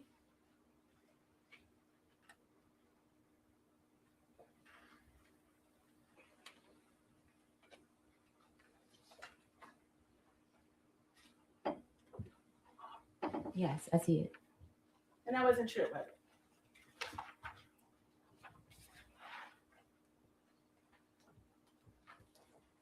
To my recollection, it was true. We did discuss money. Ms. Adams, you just testified under oath about what happened on December 2nd. Okay, I also didn't put in the police report our sexual relationship because I was ashamed. The police report got leaked. I didn't put a lot of things. The most important thing was the attack in the police report. Me reporting anything outside of why he got upset, I didn't feel the need to put it. I was scared of how it was received by the public. He's in a very public relationship with Cardi B. So I did not put a lot of things in the police report. My most important thing was him assaulting me and choking me and stuff. So that was the most important thing that I put in the police report. I was very vague. I didn't feel the need that I had to go and explain the relationship. When you were asked questions, you actually gave I false didn't answers. feel. You must wait until I finish the question. Wait until council finishes the question. Answer it. If you don't understand it, Because you didn't feel it was important. When you were asked questions about what happened on December 2nd, you lied. It did not change what happened on December 2nd. I'm It gonna did try not my change what happened on December 2nd. He choked and slapped me. Ms. Adams, I'm going to try my question again. Because you didn't think it was important when you asked the questions of Dedham Police Officer Ellis on December 16th, you lied. I did not lie. I just did not expand on detail on the relationship I had with Mr. Diggs. I didn't feel that that was important. The sexual relationship, I didn't feel like that was important. I didn't feel it was important that he was upset because I told him I was not in love with him like those other women. I was ashamed of being with him. I didn't feel the need to explain it to the police officers. please answer the question. No, I'm gonna ask you the next question. Under oath, on December 2nd, when you claim Mr. Diggs walked into your room, you had not been having a text exchange fight over money. The last text exchange fight was over money. The last text exchange was me saying, you need to pay me out for the rest of the season. I'm out of your life. Give me the money for my business in that order. That was the last text exchange. His response to me. Well, ma'am, before we get to his response, why don't we get You to will what be you paying were me out responding for the to? season and the money you said you would give me for my business. Wasted my, excuse my language, fucking time being here because you have a, excuse my language again, fucking circus going on. I am out of your life. I am ruining that bitch life. All right, Ms. Adams, you're going to listen to council's question. You're going to answer that question, and then you're going to wait for the next question. This is not an opportunity for you just to say whatever comes to mind. Okay. All right, it is to be responsive to the question presented. Okay. Next question. Thank you, Anna. That response that you just read, that was actually a response to something Steph wrote to you, right? That was a text exchange over Yes money. or no question, ma'am. What was your question? what you just read into the record, that was a response to a text message that Steph sent to you, correct? Yes. And in that request, in that message that Steph sent to you, you understood you were getting fired, right? No. What Steph wrote to you is, "I'ma leave you be. Thank you for cooking for me for this season. I appreciate you. Hate it even got to this, but oh well." Right? Yes. And you understood when you received that he was telling you you were not going to be cooking for him anymore. No. You didn't understand that. No. And that's why you responded with, "You will be paying me out this season and the money you owe me." No. Because you knew you were about to lose your job, right? I was not about to lose my job. You didn't understand, "I'ma leave you be. Thank you for cooking for me this season. I appreciate you. Hate it even got like this," as a sign that you were about to lose your job. No. In any event, you didn't tell Officer Ellis on December 16th when you reported this assault any of that, right? The last text message was about money. The last back and forth text messages was about money. Money he owed me for not finishing out the contract, and money he owed me that he said that he would invest in my business. So I took a lower pay because Stefon agreed Your Honor, may I have that the witness instruction? I will have chance to work on my Ms. business by Adams? working with Ms. him. Adams, there's no question in front of you right now. And again, just answer the question put to you. It is not an opportunity for you just to end with your score. You told other falsehoods to Officer Ellis, didn't you? No. Not to my knowledge. You told Officer Ellis that you had injuries from this alleged assault, right? I told him I had bruising, meaning redness, and soreness on my throat.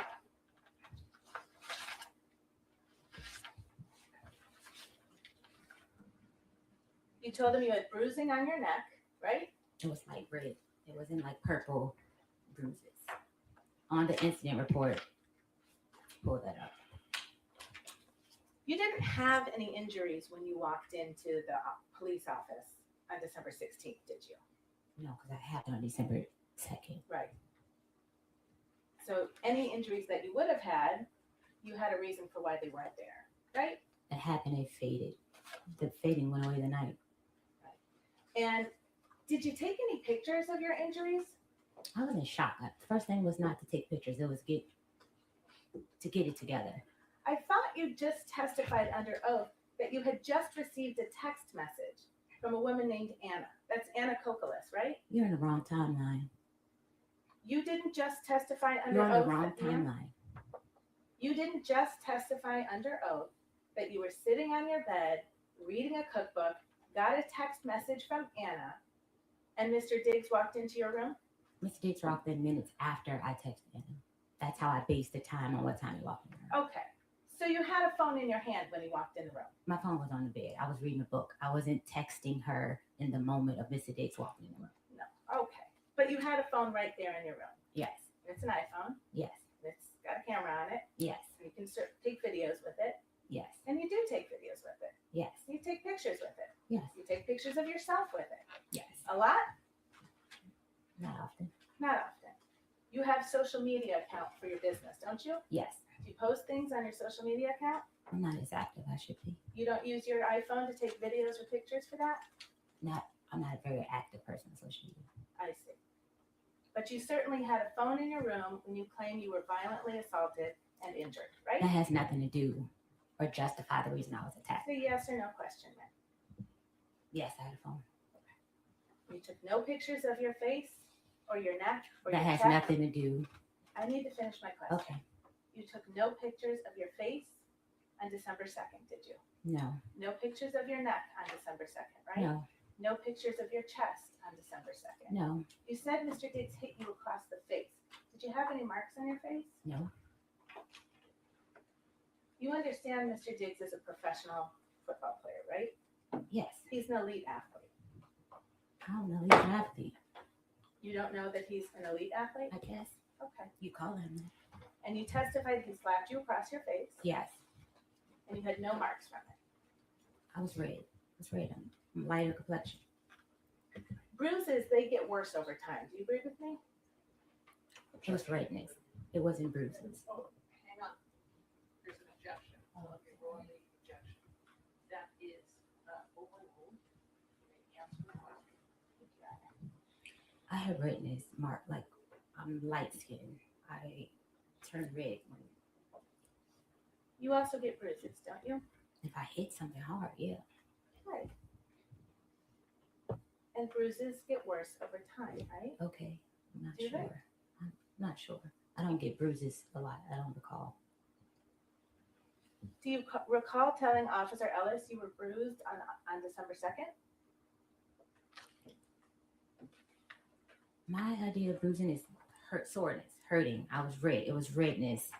My face was red and on my chest was red. I didn't turn purple or pink or anything like that. I didn't. It was redness. Because you didn't have any injuries when you walked into the police station on December 16th, Officer Ellis actually sent you a form to fill out to describe the injuries that you said you had on December 2nd, right? Yes. And you filled out that form, right? Yes. And you didn't do it on December 16th, did you? No. He actually emailed it to you, and you took 2 days, and then you emailed it back. True? Yes. Okay. And on that form, you put that your chest and throat were very sore for days after, right? Yes. And you put that you had redness, tenderness, pain, and bruising on your neck, right? Like I said, bruising for me is redness. It was sore. It was redness. Well, you filled out. Faded away and literally like maybe by the next day, if earlier than that. Miss Adams, when did you learn that the defense had provided videos of you to the Commonwealth? Maybe yesterday or Friday, I think. Sometime last week when I spoke with Drew. So last Thursday, you met with Mr. Virtue to prepare for your testimony, right? Yes. And you met with your lawyer as well, right? Yes. Your lawyer is representing you in an effort to get money from Mr. Diggs. True? My lawyers represented me in my workers' comp claim, the injuries that I received on the job that Mr. Diggs refused to pay for. That's what my lawyers represented me for. Are you sure about that, ma'am? She is my workers. I got my lawyer from workers' comp. We'll come back to that. Let's stay with the form. You told Officer Ellis on December 18th, so now 16 days after you say you were assaulted, that you had redness, bruising, and soreness on your chest, right? I told him that I wrote that. Well, you wrote it in a form. You took your time and you chose which I checked the answers marks. to give, Yes. right? Okay. And you told him your shoulders were red and very sore, right? Right. This whole area here was sore. Across my chest, up here. And you told him your whole body was sore, actually, didn't you? It was. You told him it was difficult for you to sleep. I was very upset. And I think you testified today that Steph supposedly put his forearm around your neck, Steph did put his forearm around my neck. not his hand. No. Okay. But you told Officer Ellis he used his hand, didn't you? I think I used this. This is the crook of his elbow. That is in the grip. You're on a minute, Coach.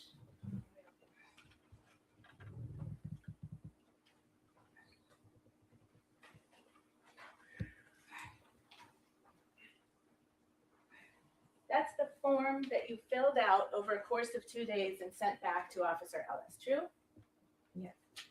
And if you look right in under the heading method and or manner of strangulation suffocation, right in the maybe top third of that page. See that? Yeah. Question number 2. How was the victim strangled? Check all that applied. See that? forearm, right hand. You told him you were strangled with his right hand, true? With forearm, right hand. That is what's checked. Okay, but you just testified under oath it was only his forearm. This is the right side. I'm little. Everything went across my neck. So So you were, that is what I meant by forearm, right hand was his whole right side. Right hand was the smack and forearm was the choke. How was the victim strangled? That was right hand meant smack, but his whole right arm was across my chest. you also estimated the level of pressure that the suspect used during strangulation. Do you remember doing that? Yes. I peed myself and I came back on my cycle really heavily. So that was So a it yes was or no question hard. there. You gave it a yes. You remember doing that, right? Yes. And you had a choice. Low is a 1 and 10 is a high. See that? Yes. What'd you pick? 10. 10. Yes. You said Mr. Diggs is 6 feet tall. He's actually 6'2", right? I don't know. You don't know how tall he is? You've known him for 4.5 years. I don't know. He's taller than me. Way taller than me. Okay. And you know he lifts weights every day, right? He takes hits from 300-pound men, right? For his job. True? I guess. Do you know that? No, I don't know what his role is. And I thought he ran the ball. I don't know if people, I'm not sure what he does. How many games that Steph Diggs has played in have you attended? I don't know football. I don't watch it to know what's what. I've attended a couple games. The question was, how many of Stefon Diggs' games have you gone to and watched? Gone to, maybe 4. And you don't know that he gets tackled in that game? I don't really watch it, honestly. I'm just there for the vibes. I don't really know what be going on in football. I don't know the rules. I think you will agree with me, that if Stefon Diggs used 10 out of 10 force on your neck, It was you 10 would've- for me. For my little body and what I couldn't breathe, it was a 10 for me. the question was, estimate the level of pressure that the suspect used during strangulation. It felt a 10 to me. I could not breathe. So you chose to answer a different question than the one you were asked. This questionnaire is about me. Why wouldn't I answer it about me? This is not a questionnaire that's a united, I don't know how to say it, a global, this is about me. This is what happened to me. Okay. But you will agree with me, hypothetically speaking, if Stefon Diggs used 10 out of 10 strength to choke someone, anyone, that person would have bruises on their neck. I would not agree. You will agree that if Stefon Diggs used 10 out of 10 force to choke you, you would have bruises on your neck.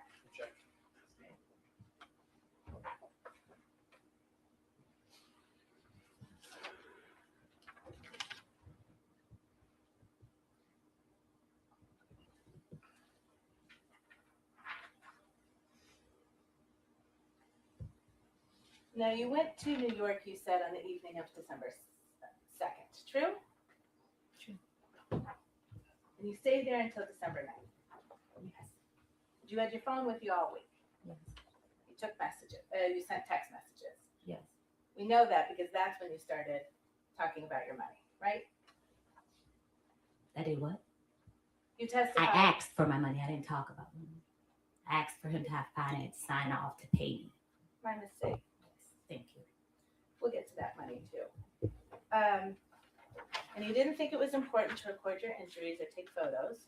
No, I was in shock. This is someone that I love that put his hands on me. That was not my first instinct, was to go and take a photo. Sure. And then December 3rd, you didn't take any pictures. No, And December it's a 4th, very you didn't- complicated relationship. No, I did not take photos. and you didn't take any videos. No, And you didn't go to the ER. no. You didn't go to a walk-in. He already medical hadn't center. paid my medical bills. Why would I go get more medical bills? Objection, Your Honor, move to strike.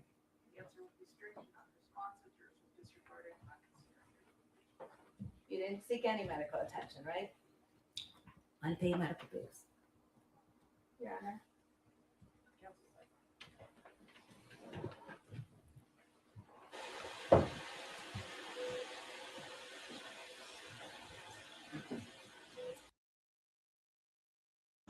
You see what they're doing, right?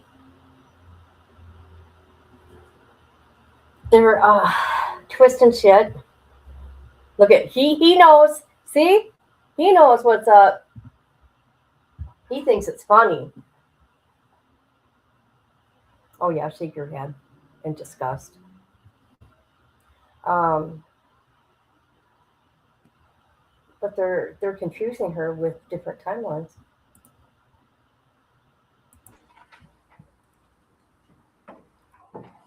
When you were with Shy and Tali for that week in New York City, you didn't say anything to them about I don't know Tally. I just met Tally on the night of December the 2nd.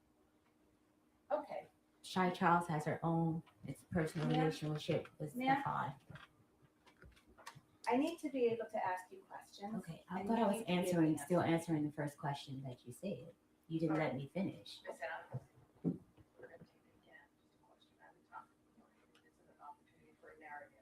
And so let her ask her question, all right? And then answer the question. And if there is, if you're feeling that you're not being allowed to initiate, then just take the question out.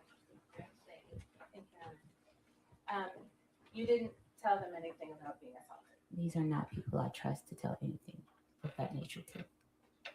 They're just people that you trust to spend a week with. These are people that I met through Stefon Diggs. I had no choice but to stay with them. I had no money. I thought you just testified you had a ticket to Atlanta. That Sonny brought. And then you changed on December 2nd, right? Yes. And then you changed your ticket to Atlanta to go to New York with Yes. Shy and Sonny. I'm sorry, with Shy and Tali, right? Yes. So you did have someplace else to I go. changed the ticket because I didn't have money for Ubers to get home in Atlanta. Shy was going to pick me up from the airport.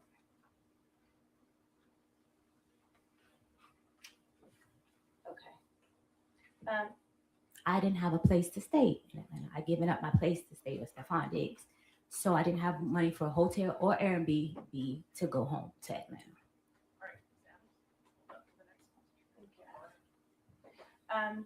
You've traveled with Shy before, right? Yes. You went with her to Trinidad and Tobago. Yes. You're actually friends with her, aren't you? Associates, Right. co-workers. Well, you traveled to another country with Shy. It's levels to friends. It was a co-worker. I just met Shy in August. Did Steph go on that trip to Trinidad and Tobago? No. Okay.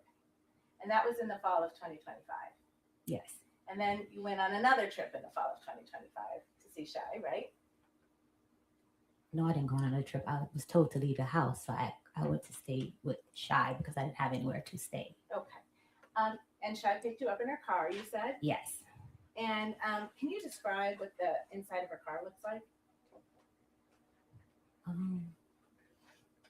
It's a white car. I think it's burgundy or something like that. So the outside is white? Yes. And then the inside is burgundy. If most as I remember, I don't quite can't say exact. Okay. And Shy has a dash cam right in her car, doesn't she? Not that I'm aware of.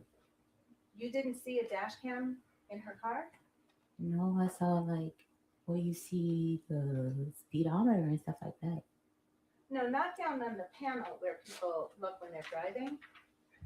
Up on the top of her car. There's a bar on the top of her car with a dash cam on it, right? No, I didn't see that. You didn't see that. No. Did Shy ever tell you that she had a dash cam in her car? No. Okay. Did you know that you were being recorded on that dash cam on December 2nd? No. Did you know you were being recorded on December 3rd? No. You know now you were recorded, correct? Yes. And you've seen the videos that came from Shy's dash cam in her car, true? No. Oh, you haven't seen them yet? No. Your Honor, permission to publish Exhibit 5. I understand it's already in evidence.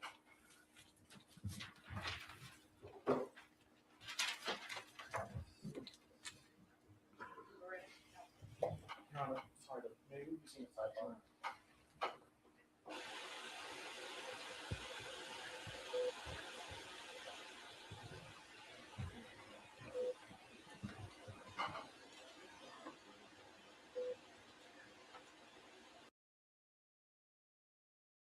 All right, call me slow. What does that mean? Defense attorney's putting on a clinic. What does that mean? I don't know. I'm slow. I want to see them. This lady, this girl here needs to calm down. Her attorney, or not her attorney, the prosecuting attorney can, cross, right? And whatever needs to be answered, she can answer. But I don't think they're really explaining that to her. I'm not sure what's going on here. There we go. And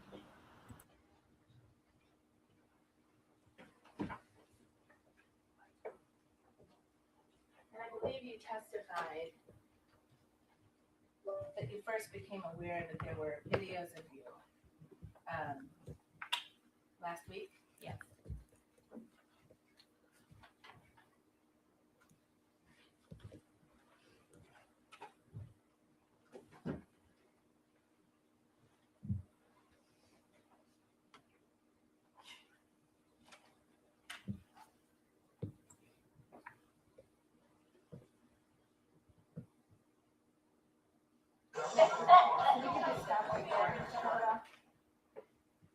I don't know, Ms. Adams, were you able to see that person in that video? If not, we can play the whole thing. Okay.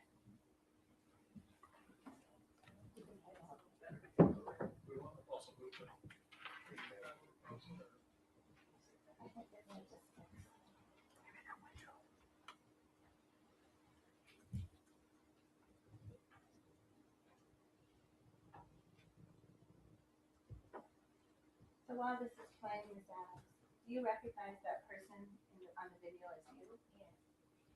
And you're sitting in the front seat of Shai's car? And this is you when you were, just after you were picked up from LaGuardia Airport on December 2nd, right? Yes. Was there someone else in the car to your memory? No. I'm sorry? No, not when she picked me up. Okay. Did Tally Moses also get picked up from LaGuardia just after you? No, she got picked up from the boyfriend's house. Okay. But she was eventually in that car with you. So Shai was driving the car, is that right?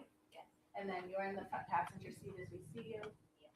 And then did Tally sit in the back behind you? I'm sorry? Behind Shai? Okay. And this was all on December 2nd? Yes. And this is the day you say you were violently assaulted? Yes, that doesn't justify proof that I wasn't assaulted because I learned how to say face. Okay. Mr. Kettlewell, can we also show the next video?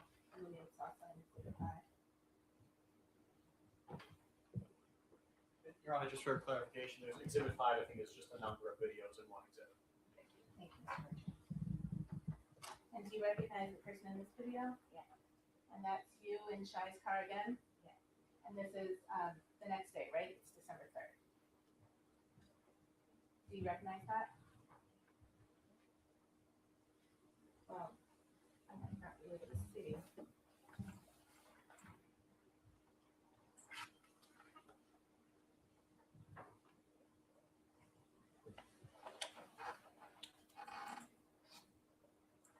I'll give you, Mr. Kettlewell, is this marked as Exhibit 5 also, the stills?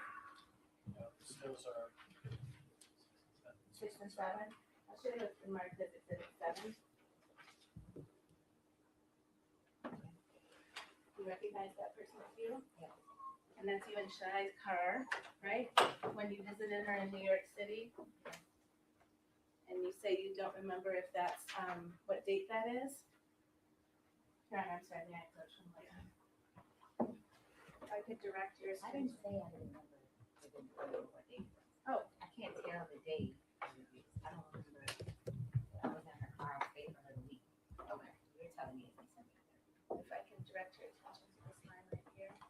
See how it says 2025 1203. Do you know what that means? Okay. But this is you on your New York trip. with Shy in her car? On New York State. Okay.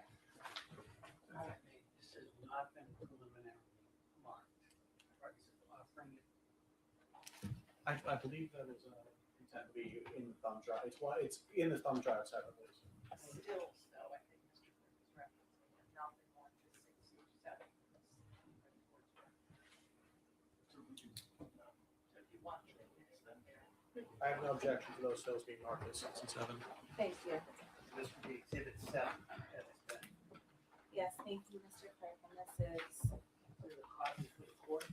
yes, sir. This is exhibit 6.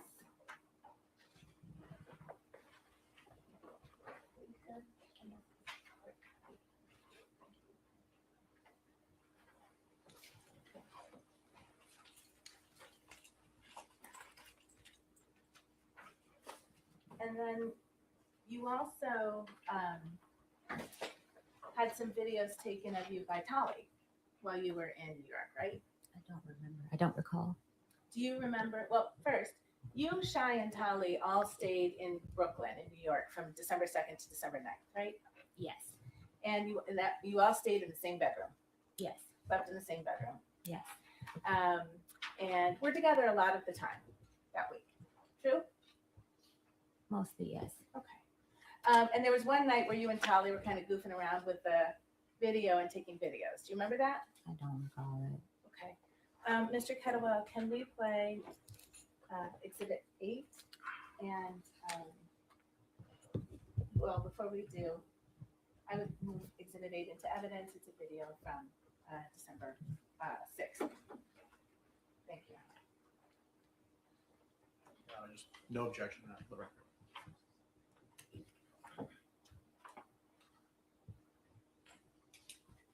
And Ms. Adams, did you recognize the person on that video? Yes. Who is that? Me.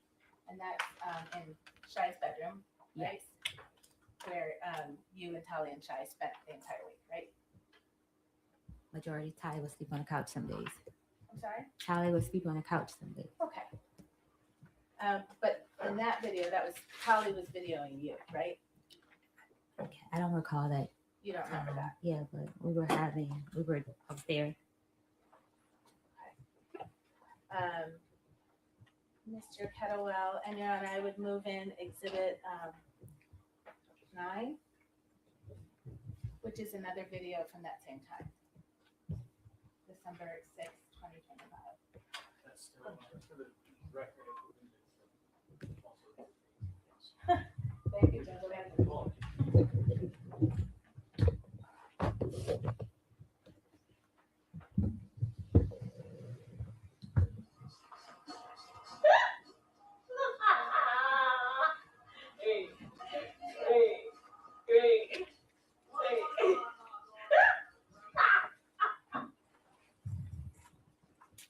Ms. Adams, that was you on that video, correct? Yes.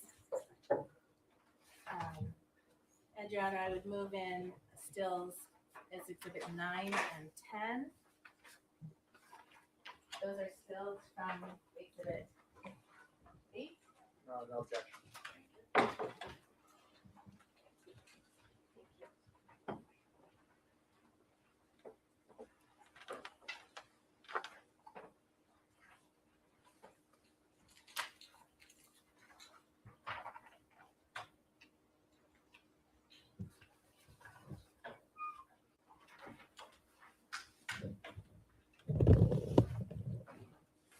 And Ms. Adams, I just ask you to look at those and tell me if that's a fair and accurate representation of you from the week you spent in New York That day, yes. on December 6th, 2025. Yes. Your Honor, may I publish to the jury? Thank you. I am offering to the jury Exhibits 9 and 10, which are 2 stills taken from the second video of Exhibit 8. No objection.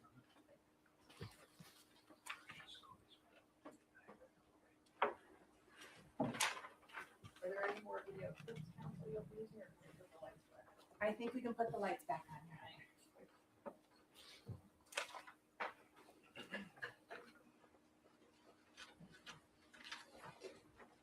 Now, Steph and his group got back from Miami to his Dedham home on December 7th, correct? I'm sure the day he got back. I got back on the night. I'm sorry? Tuesday. Well, it was late in the night. Tuesday, if I'm not mistaken. The night I got.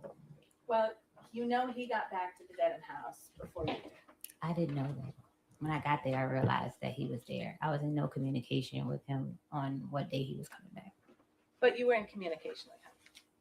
To ask for my pay, yes.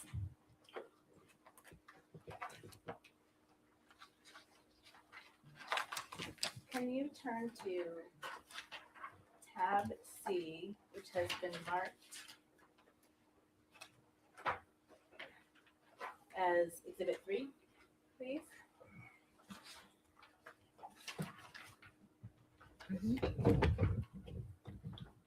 And you testified about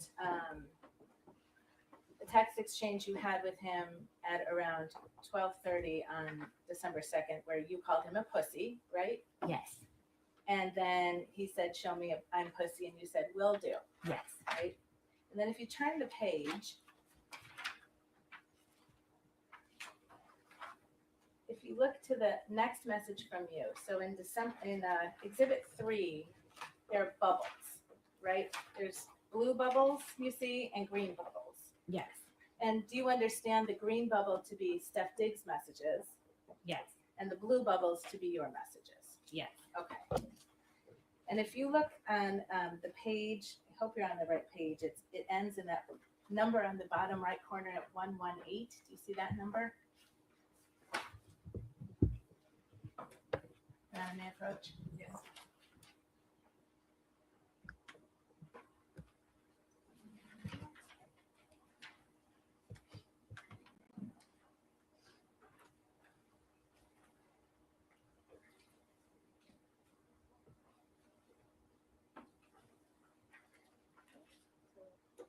So 117. The page we just looked at. Looking at 118, your first message. And do you see down here these numbers here? Yes. So this message was sent on December 5th, correct? Yes. All right. And you sent it. Yes. So now this is 3 days after the violent assault that you talked about. Right? Yes. And what did you say in that message? How can you approve my pay with finance, please? I have to pay my insurance this month. Thank you. Please and thank you. Okay. And then if you could look at the next message. Actually, you know what? Let's not do that. Let's hold that for a second. So you were texting with Steph Diggs in the week you were in December. I'm sorry, in the week in December you were in New York, right? I text Stefon one time. Okay. But your testimony is you don't know when he was coming back to the Dedham house. I did. I didn't know the exact date. You did. But you knew he was coming back. Yes. Because that would be important to know, right? I've worked in this industry. I went off of a previous client schedule. They normally will return on Tuesday. So Well, I was in guest mode. But the last time you saw Steph Diggs was when he was assaulting you said. That wasn't the last time I saw Steph Diggs. I said here that I walked in his room after the assault before I was leaving to give him his birthday. That's right. Yes. Okay. You gave him a birthday gift after the assault happened. We were friends for 4.5 years with a very complicated relationship. Okay. So if I could ask you actually to turn to Exhibit 4, which is behind the tab D. And Your Honor, this is an evidence. And if you look at that number on the bottom right corner, turn to the page that ends in 173.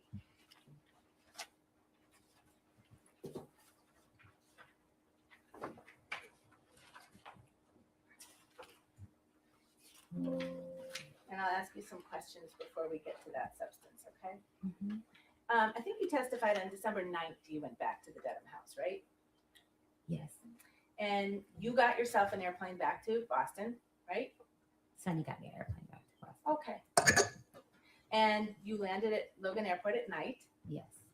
Then you took an Uber to the Dedham house. Yes. You arrived around 11:30 p.m. Yes. You were alone. Yes. You came by yourself. Yes. Didn't bring anybody. No. Okay. And when you got in the house, you went and knocked on Steph's bedroom door. I went to put my things away and I knocked on his door. Yes. I'm sorry. I went to put my things away and knocked at his door. And that was around midnight on changing over from December 9th to December 10th, right? That's what it says here. I don't recall the time, but just what the messages say. Well, he didn't open his door, did he? His code was different. He changed the codes when I came back. Right. Because in that house, the bedrooms all had key codes on each door, That didn't he they? controlled. Yes. Did the bedrooms all have key codes on that door? Yes, that he controlled. I'm sorry. This is a yes or no question. See if you can try it. Did all of the bedrooms in that house have different key codes on them? Yes, that he controlled. So you can. What do you mean? You had a key code on your door, right? Yes. And if it was shut, it would be locked, right? No. The door had issues. I would often text Sunny, could she check and make sure my door was locked? I'm sorry, when did you text Sunny to please check if your door was locked? When I left the first week of November, when he made me leave to have female guests over. Your Honor, let me just try. That answer is not responsive will be strict. So on December 9th, round about midnight, when you got back to his house alone, Yes. you went and knocked on his door, right? Yes. And he didn't open it. I didn't knock. I tried to get in the door. Okay, you tried to walk into his door. No, that's how I would go in his room. I would unlock his door. Sure, just like always, right? When he needs food and his door was closed, I would go in his room.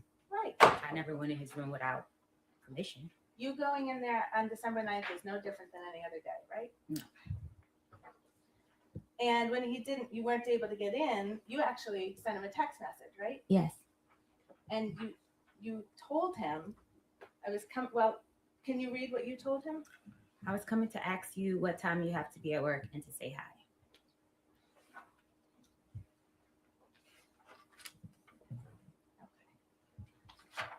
And then you just went right back to work, right? Yeah, I went to bed. I'm sorry? I went into my room and went to bed. You went into your room and you went to sleep Yes. by yourself Yes. in the house. Yes. With Steph Dix there. Yes. And then the next morning you got up and you made him breakfast. Yes. Now you told Officer Ellis when you reported the assault that you left your position on December 2nd. Do you remember that? I was saying I left at the house. I didn't leave my position. I was really going back to get my things. I had no plan, with nowhere to go, so I needed to be nice there.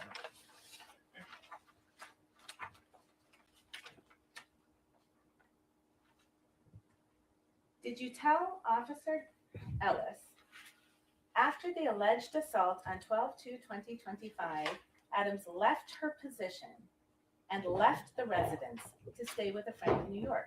Left my position mean I left to get on a plane and go. I didn't tell him I quit. That didn't mean that I quit. You didn't quit. No.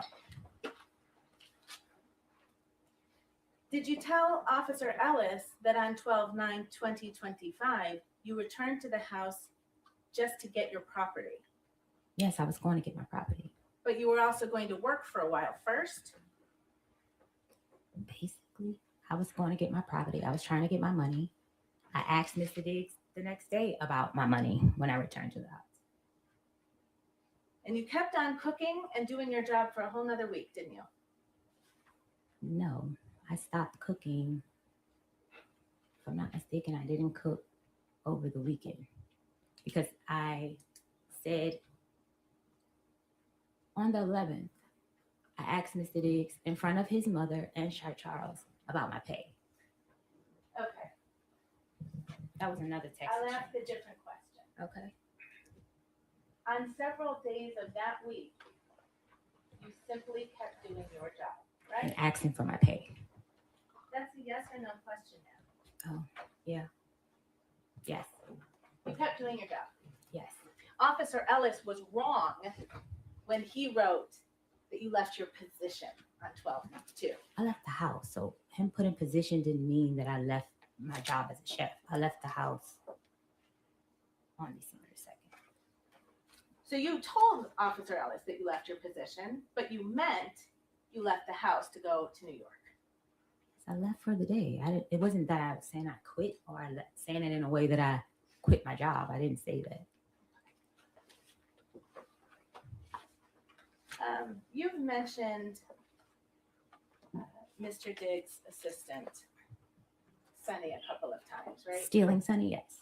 I'm sorry? Stealing Sunny, that's what he calls her. Your Honor, I moved to strike, and I'd ask that the witness be instructed to please answer a question.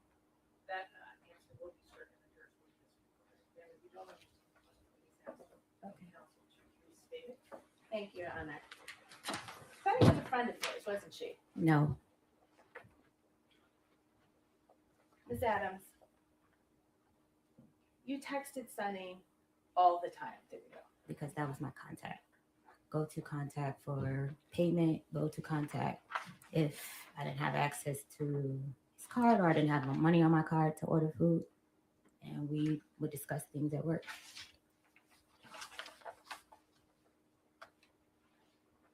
I'm going to show you a document. Take a look and see if you can recognize that as text messages between you and Sunny. Mhm. I'm just trying to see what this is. Oh, of course. Sorry.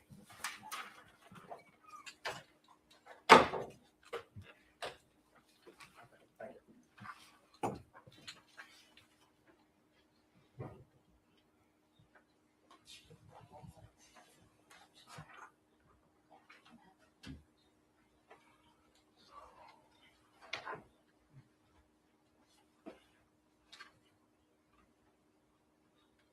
Do you recognize that document as text messages between you and Sunny?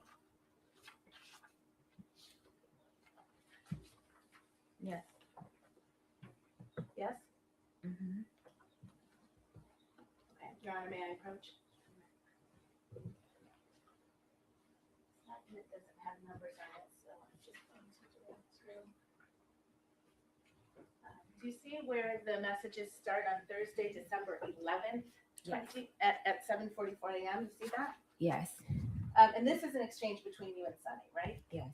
And you write to her, morning, did you change my door code, right? Yes. And that's what you were just talking about. Each door has its own door code in Steph Diggs' home, right? Yes. And you were having trouble getting into your door code on December 11th. Yes.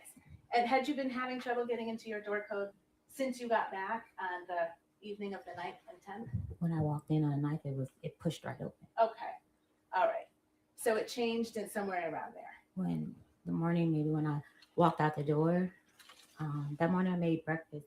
I'm not mistaken, that's the morning that Yeah, ma'am, I'm just going to stop you because Okay. it's not responsive. all right. All right. So on December 11th at 7:44, you asked Sunny, did you change my door code? And she says, no, I don't know the code. Right? She doesn't have access to change code. And she says, Rich? Question mark. Who's Rich? Rich was like somebody that helped around the house. He was like a maintenance guy. I Right. don't call him that. Someone to help around the house. He did a lot of stuff for Mr. Diggs. Okay. He wasn't And a he was at maintenance the house person. a lot, right? If we need anything else, we would call Rich. Okay. And you say to Sunny, I asked, he hasn't answered yet. And then you say they changed it, right? Yes. Sunny asks, who changed it? Your Honor, maybe we can see inside.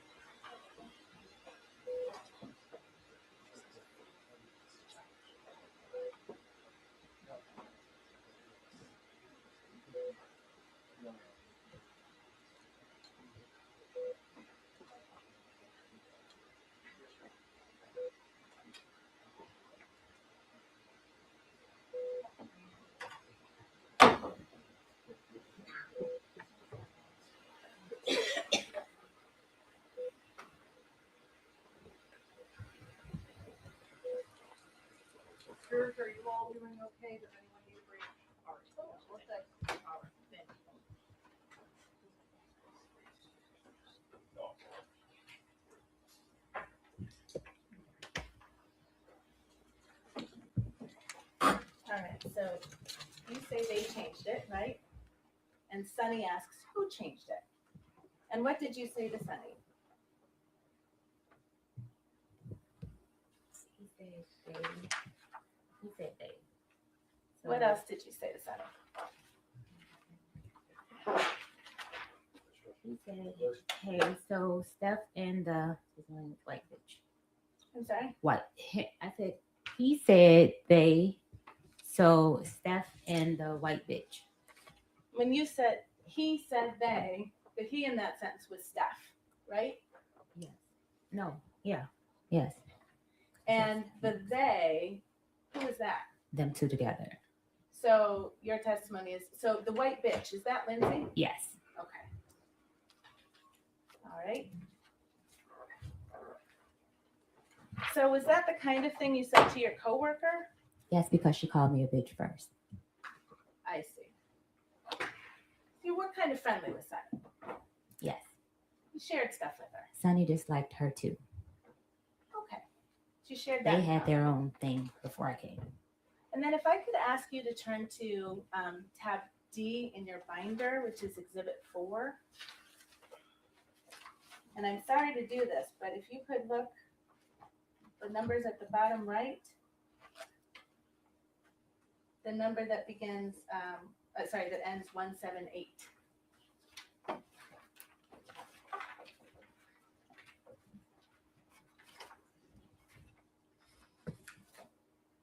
You there? Mm-hmm. Okay. And so that text exchange with Sunny, that was at 7:44 a.m. on December 11th. Yes. All right. And if you look at these messages on page 178 of Exhibit 4, this blue message at the top is something that you sent on December 11th, 7:52 a.m. Do you see that? Yes. And you sent it to Steph. Yes. What did you say to Steph? Did Lindsay change my door code? And why can't I get into my room? Okay. And then you and Steph kind of have a back and forth about the codes and why can't you get in, right? Yes. All right. I don't remember that. That's not listed here though. And meanwhile, you're also having a text exchange with Sunny about Steph and the white bitch, right? Yes. Objection, Your Honor.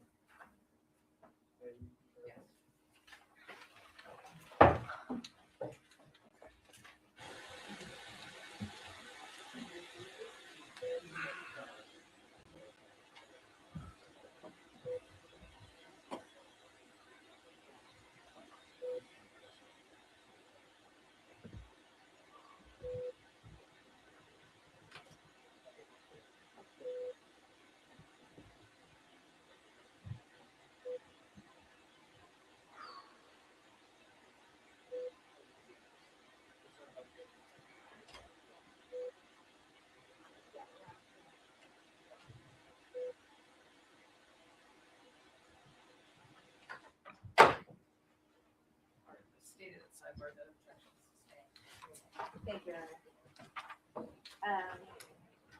So you and Steph have some back and forth that same morning, December 11th, right? In text message.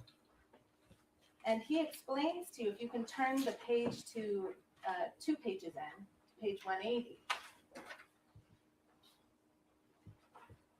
He explains to you, I didn't know if you were if he was going to come back or not, so I had him changed. Right? Stefon know why he had that door lock changed. Is that what he wrote to you on Yes. December 11th in the morning? Yes. Okay. And what did you respond?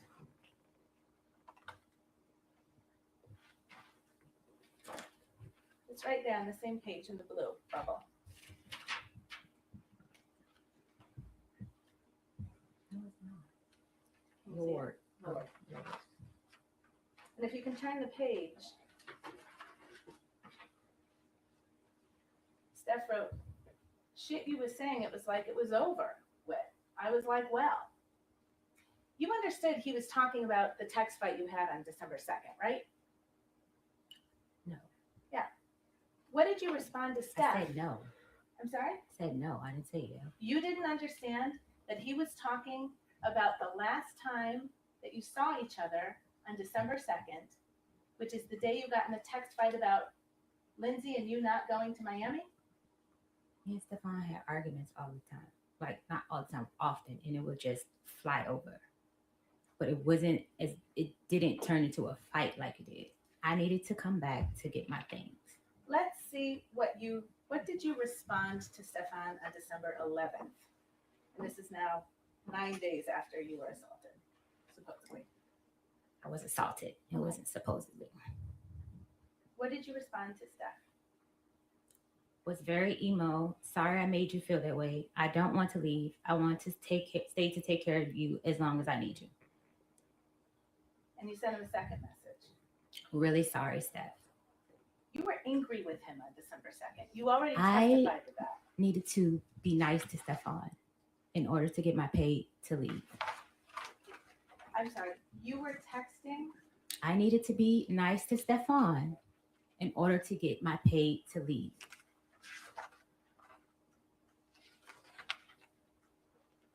Let's talk about your pay. Yes. You admit that you were apologizing to him about December 2nd, your behavior, don't you? I was being nice to Stefan to get back in his good graces to get paid. You were apologizing for your Not behavior. by choice. You were apologizing to Stefan Diggs by text on December 11th for your behavior on December 2nd. Not by choice. Is that a yes? That's a not by choice. It's a yes or no question, ma'am. I don't know what that would be, a yes or no question. It's a yes or no question. If the witness is saying she can't answer that yes or no, she can have. Okay.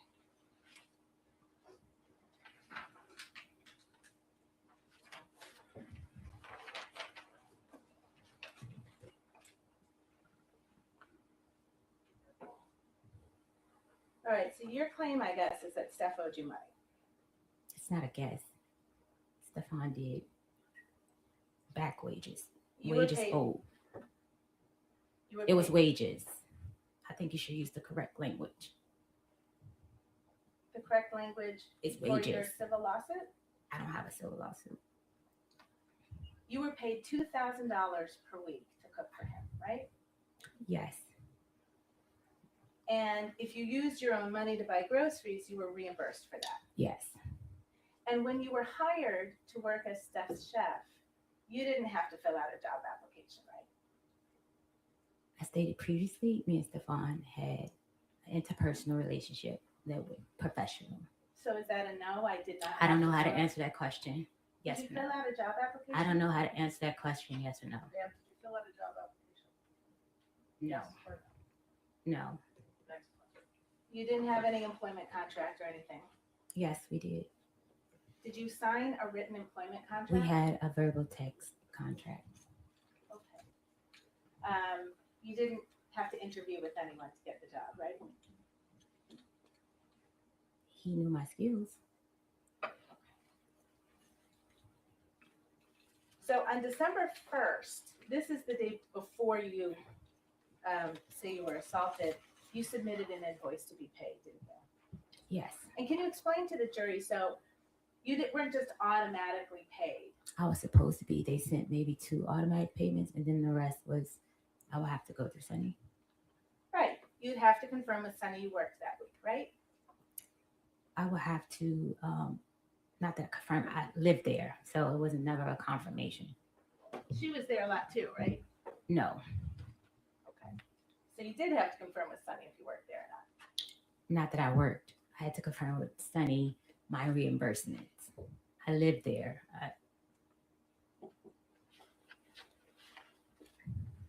And on December 1st, what you did was you took an invoice for money you claimed you were owed, right? It's not a claim, it's money that I was owed.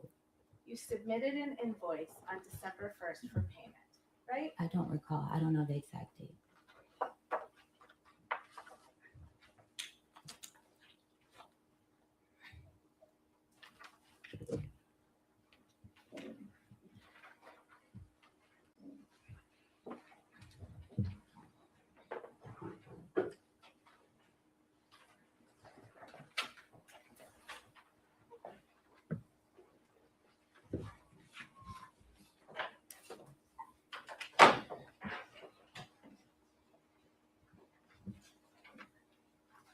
Have you seen this document before?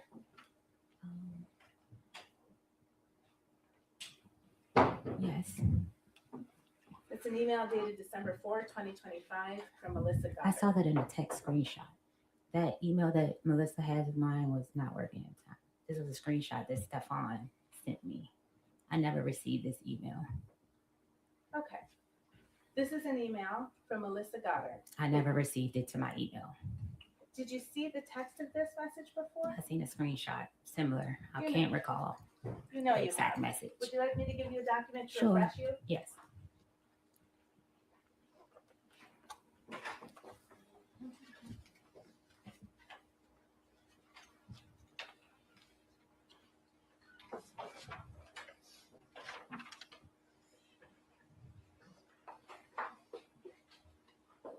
Oh, sorry, Your Honor. I if you want to give the jury a break, it's just going to take me a couple of minutes.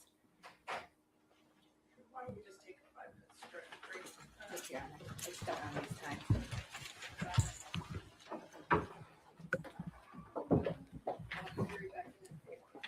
All rise, jurors can step down.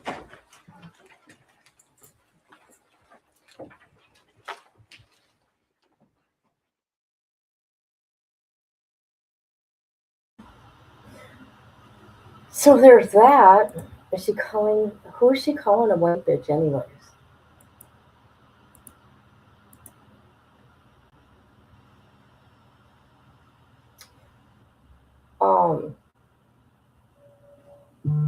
Yeah, she's screwed.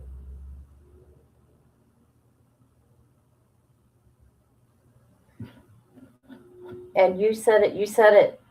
I agree with you 100% here. He bought that footage. Bought that footage.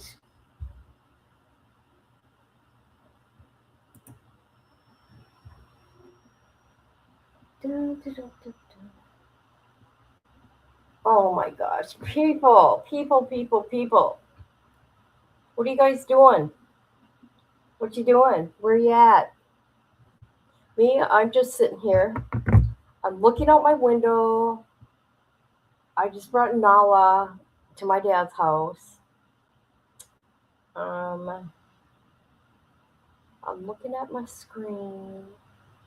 Looking at the clock because I don't want to go to my appointment. But I don't want $25 to be taken out of my account.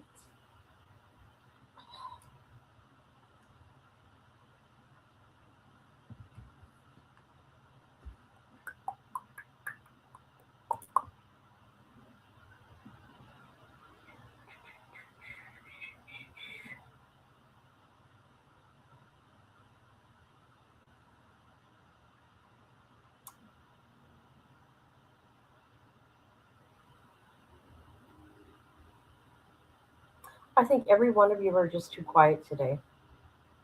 I'm not understanding why do people being so quiet. I'm loving the rescue puppies we have. Oh yeah. You're what? I'm in. Oh, okay. Gotcha.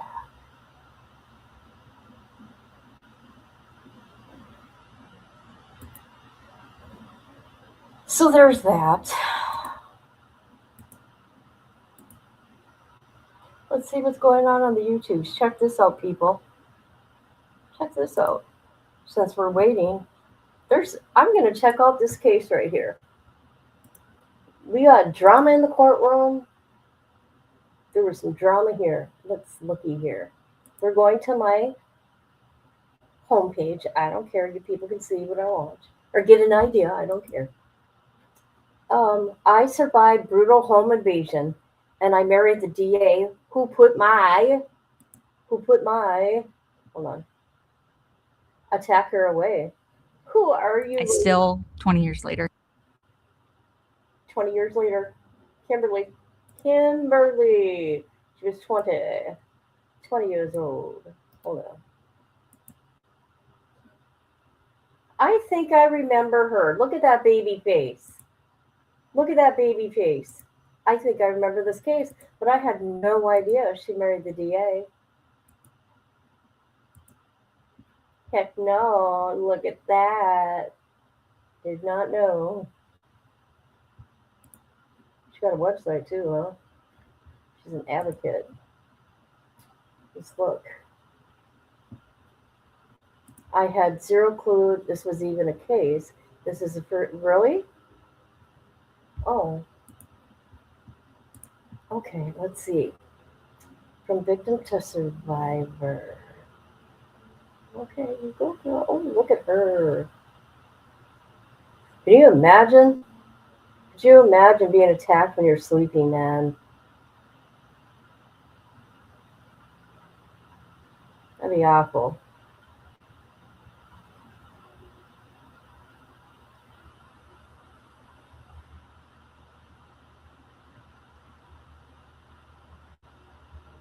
Survivor's Guide to True Crime.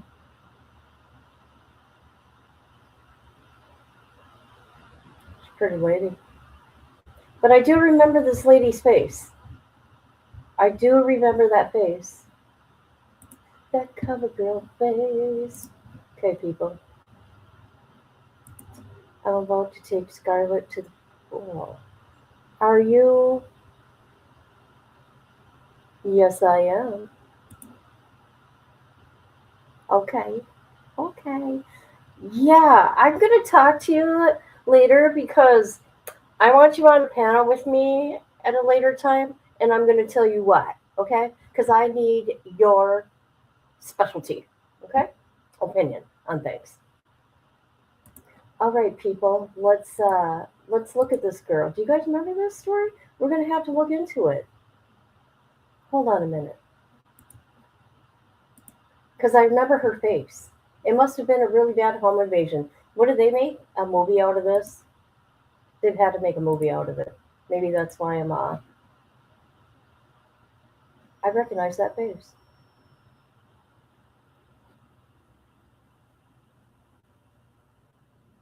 Oh God. Can you imagine having a stranger over your bed? Oh my God. Oh my God, people. Ethics of true crime. What's this all about?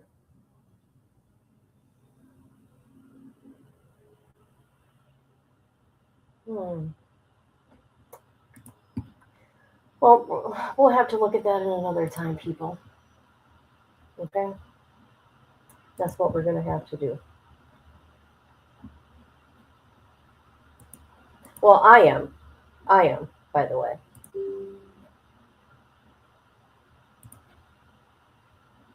She's leveling up. Yes, dude. Yes. You bet I am. You didn't know that about Stefon Dukes? Oh, I did. Oh, I did. All right, let's get back here.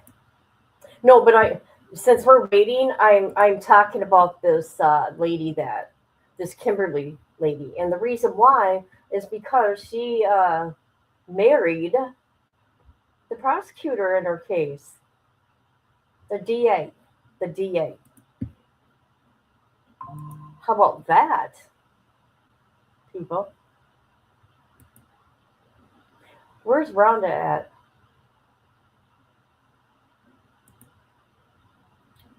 I'm gonna look into that.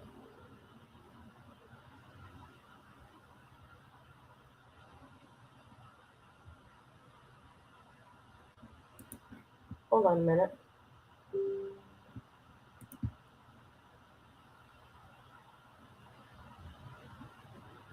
Must have been high profile. I know. I was just being careful because it's not my child. Cute name. Nice.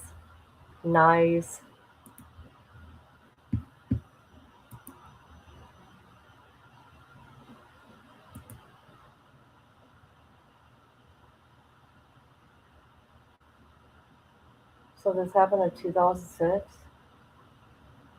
Oh.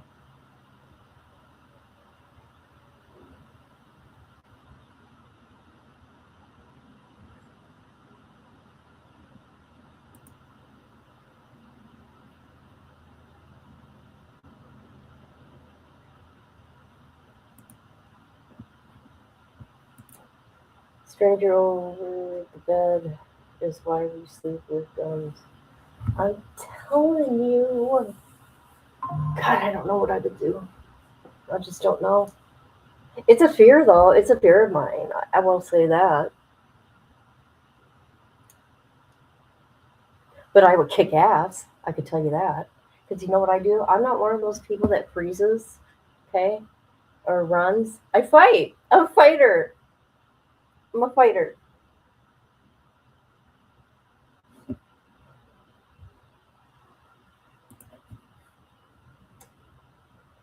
I'm a fighter to protect myself. I better correct myself. I better correct myself.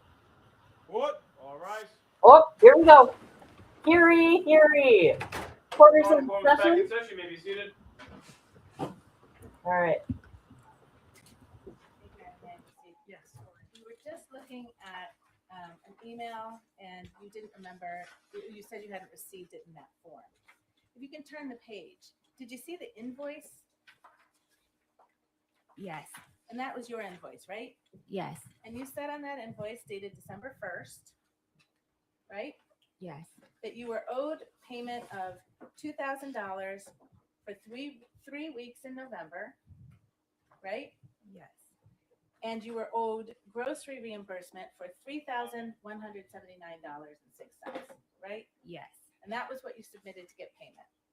Yes. And you said you didn't receive this email, but you remembered getting it by text message, right? Yes. Okay.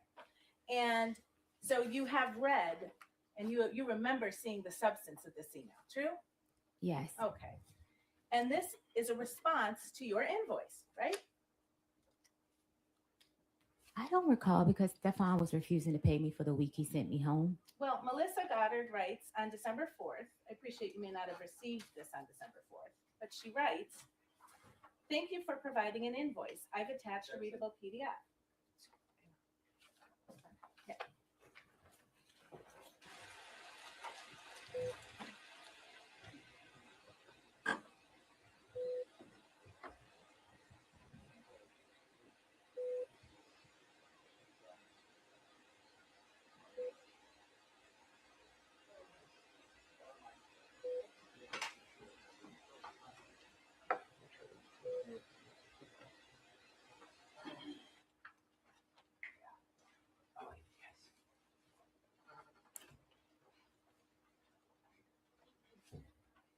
And it turned out, Ms. Adams, you had gotten paid for 2 of the 3 weeks that you said you hadn't gotten paid for, right?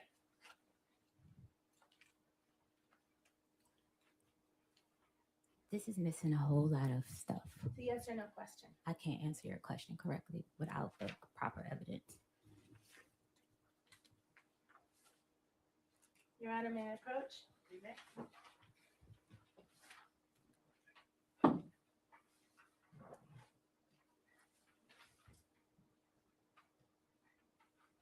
Do you recognize this document as text exchanges between you and Sunny?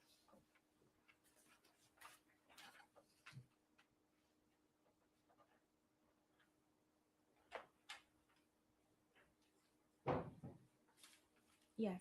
Dated December 9, 2025, Yes. and you're the person in the bubbles on the left? Yes. And you write to Sunny, "Hey, so I looked over my transfers, payment history, and they sent payments 11/7 and 11/21 totaling $4,000. See that? Yes. So you knew that you had actually been paid for 2 of those 3 weeks that you tried to get paid for again, right? What's your name? I never got your name. Did you know I that don't you know. had I been was trying to paid? address you by your name because I'm not this. I don't know. I can't answer that question correctly. You knew on December 9th that you had been paid for 2 of the 3 weeks you said you hadn't been paid for, didn't you? I don't understand the question. You just acknowledged you wrote it to Sunny. I was supposed to be paid for the week I was sent home. So Okay. I sent the incorrect amount because I didn't know he wasn't paying me for that week. Right. So you sought $6,000 instead of $2,000.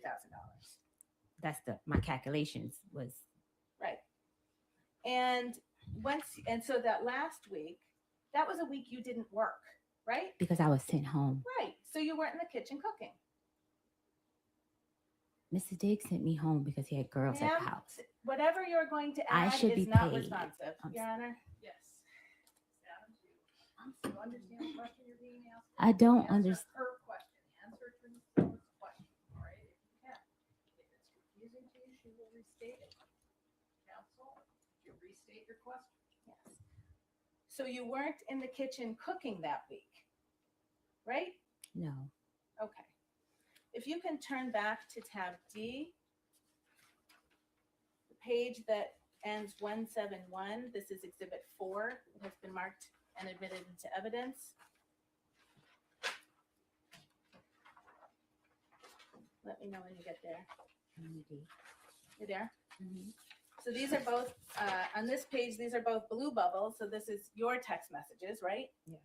All right. And on December 9th, 2025 at 2:27, you text Steph Diggs, right? Yes. And what do you say to Steph Diggs on Hi. December 9th?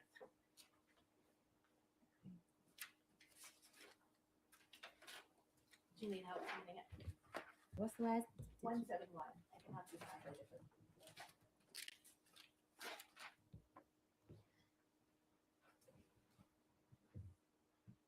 I said, can she call? I'm sorry, the second text message. Read the second text message Yes, please. without reading the You messages can read before. the first and we can talk about who you're asking about. That's fine. I was told to contact Melissa about my pay. Okay. So I responded, can she call me or can I call her? And Melissa, just to the record's clear, is Melissa Goddard, right? Yes, She's Steph Diggs' bookkeeper. that's what I was told. She's the person who wrote that email on December 4th informing you that you had been already paid for 2 of the 3 weeks you were looking for, right? I didn't receive that email. Understood. So you were asking if she could call you or you could call her, right? I was told to You were reach out told to you her. could talk to her, right? Yes, And you never called her, did you? yes, I did. What did you say in the second? I text asked him bullet? for the number. I'm sorry. And I what did asked him for Miss Melissa Goddard's number. the number is right on the email that you got in text form. But that was later time. This was December 4th. The email is from December 4th. The text message you're about to read is 5 days later, December 9th. What I'm trying to say to you is that text message was sent at a later date to me. On December 9th, you acknowledged to Sunny that you knew you had been overpaid. I'm sorry. Overpaid? I'm sorry. Underpaid. You knew that 4 of the $6,000 you were seeking, you had already received. And the last week that you hadn't been paid for was the week you weren't there. And now if you can read this text message that you sent to Steph Diggs on that same day, December 9th. Hi, so I looked over the payments. Are you not paying me for the week you told me to go home? If not, that's fine. And just for my past employers, when I'm asked not to work, I'm still paid because I'm only with them for the season. It was supposed to say them. It said the season. So that takes care of all of the weeks that you said you weren't paid for on December 1st, right? The weeks that I sent to him calculated was adding in that week. Right. 2 weeks you had already been paid for. 1 week you didn't work, and you told Steph on December 9th, if you don't want to pay that, that's fine. Right? Yes. All right. You also sought $3,179.06 in reimbursement for money you claimed you spent on groceries. Yes. That was on December 1st. That's the day I sent the email. Okay. The text to Sunny. And Please turn off all phones.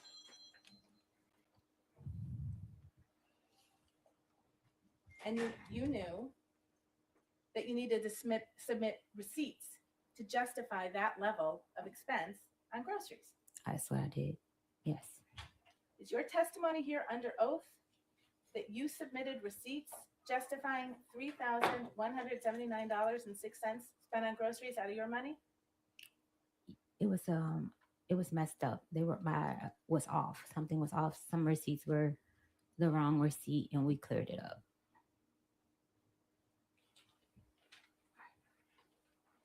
So something was messed up about that. Yes. Right? Yes. You talked about an NDA, a non-disclosure agreement. Melissa asked you to return an NDA, right? No. I'm sorry? No. Sonny asked me.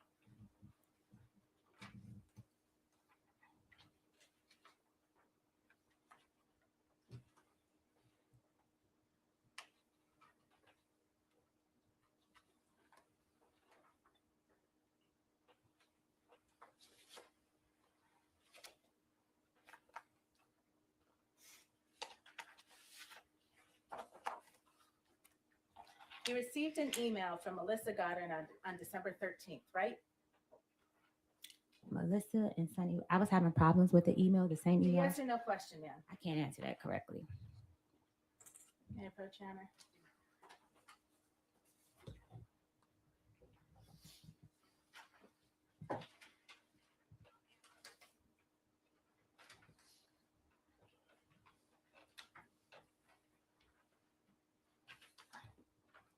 Do you recognize that as an email you received from Melissa Goddard on December 13th? Yes. And the subject line is NDA payment. Yes. She tells you she's Melissa, Mr. Diggs's bookkeeper, right? Yes. So you hadn't talked to her before December 13th because she's introducing herself right now. Yes. Okay. She says, please return the completed NDA provided to you by Sonny to this email address, right? Yes. This is required for employment with Mr. Diggs or any of his entities. Right? Yes. Sonny has an NDA, doesn't she? I'm not sure. You don't know? I don't talk to Sonny about her business with Mr. Diggs.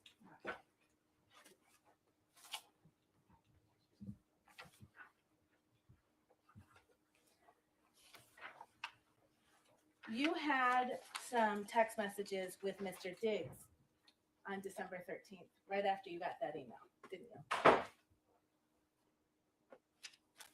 I don't recall the date. I would like to see. Let's go back to Exhibit 4. It's tab D, page 195.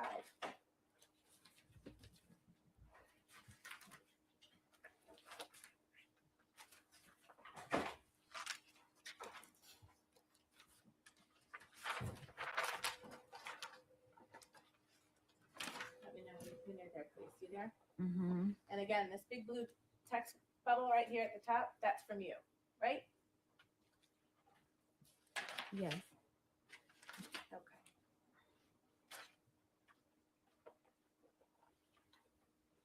And you write to Steph on December 13, 2025, you sitting here playing in my face.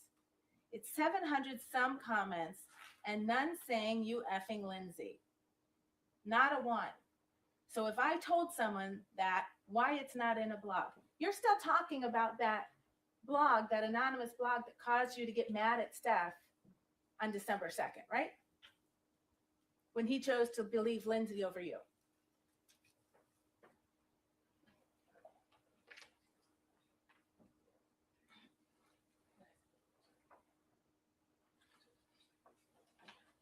I'll clarify. Thank you, Mr. Virtue.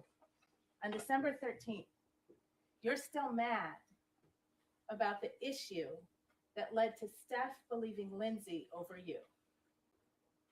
From my recollection, he didn't. I'm sorry. On December 13th, I can't answer that question correctly without the previous text from Mr. Diggs. you write not a one. So if I told someone that, why it's not in a blog? You believe it and now sign an NDA. Send me my money you sitting here playing in my face. Isn't that what you said? Yes. Okay. You were mad about the NDA because you thought you had to sign it because Steph believed you leaked something, right? Yes. Didn't have anything to do with an assault. What did you say? I don't understand the You question. thought the fact that you were being asked to sign an NDA was an indication that Stefon still didn't trust you, No. right? No. But you're talking about Lindsay and a blog to him the same day you get an email from Melissa asking you to sign an NDA, right? Stefon knew that I know. Yes so or no I question, can't ma'am. answer that question without explaining. If I told someone that why it's not in a blog, you believe it and now sign an NDA. Those are your words, right? It was now signing day after you assault me. I had information on you, You didn't and you say think I was leaving. Ma'am, it's not responsive. You didn't say anything about an assault when you talked about an NDA, did you? It does not change the fact that I was assaulted. You talked about Lindsay in a blog and he It believed does not Lindsay. change the fact I was assaulted.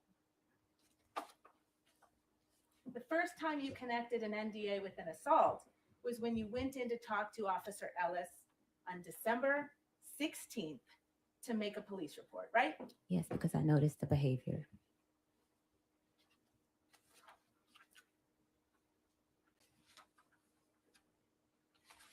And that was the same officer that you didn't need to be honest with about some of the details about your relationship with Steph, what happened on December 2nd, when you left your position, why you went back to his house on December 9th.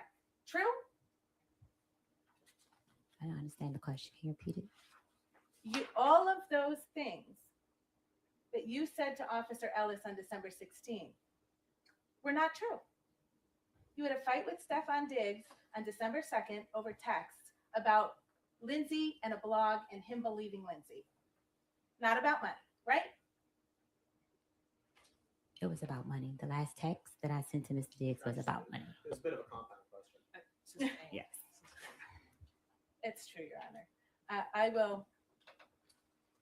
Let's turn back to the text messages between you and Steph after you sent that text message to him on the 13th, connecting the NDA with Steph's believing Lindsay. I didn't say believe in Lindsay.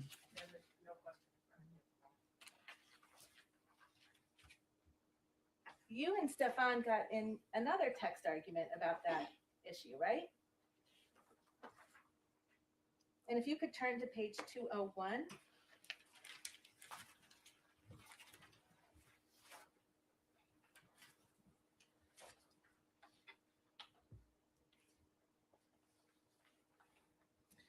The green bubble is Stefon, right? Yes. And he writes to you on December 13th. Here you go. Don't worry about Melissa, and you don't got to worry about working moving forward. I never told nobody not to pay you. They said you owed money.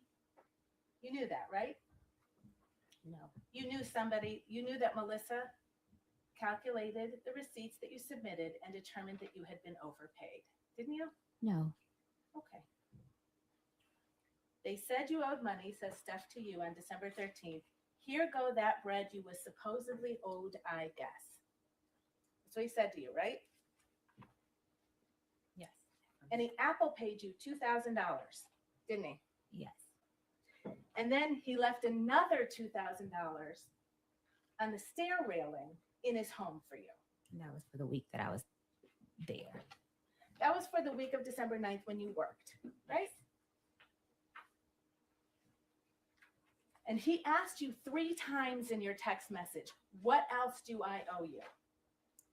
And you never gave him a number, did you? I said they owe me grocery. I had given Sonny the grocery reimbursement, the person that was my contact for giving receipts to. I thought you just testified there was a mix-up with the numbers. Yes, but I had talked to her about that. We had came up with the exact numbers after she added up the receipts. You understood that Steph fired you that day, right? I was leaving. Okay.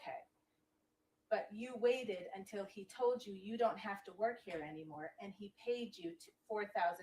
I came back for my money because I didn't have money to leave. So the record's clear. You came back on December 9th. To get my money that I was owed. You worked. And then on December 13th, Steph told you you didn't need to work there anymore. Right? I'd already had in my mind that I was quitting. I just came back to get my money. You were furious with Steph on December 13th, weren't you? No. No? No. Do you remember that Shy Charles was actually at Steph's house that day? Yes. And she was braiding his hair. Yes. And she was staying downstairs. She was going to stay overnight. Yes. And she finished braiding his hair around midnight. Yes. And then you came down from your room to talk to Shy. Yes. And you did that because she was your friend. My coworker. We were cool. And she's the person you spent that week in New York with. December 2nd, the day you were supposedly assaulted, until December 9th, when you came back to the Dedham house, right? And you sat with Shy and you talked to her until 3 a.m, didn't you? Yes.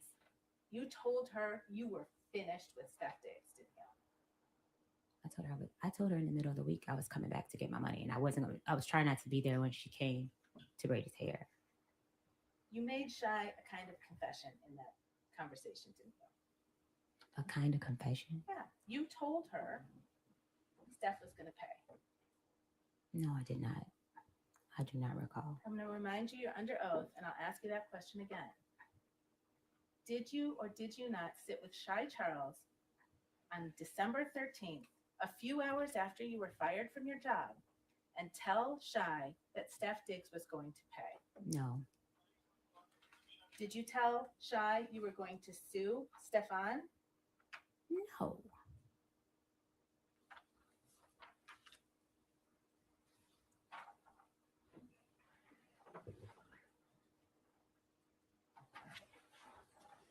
So after you were fired on the 13th, you stayed in the house, I think you said 2 more days, right?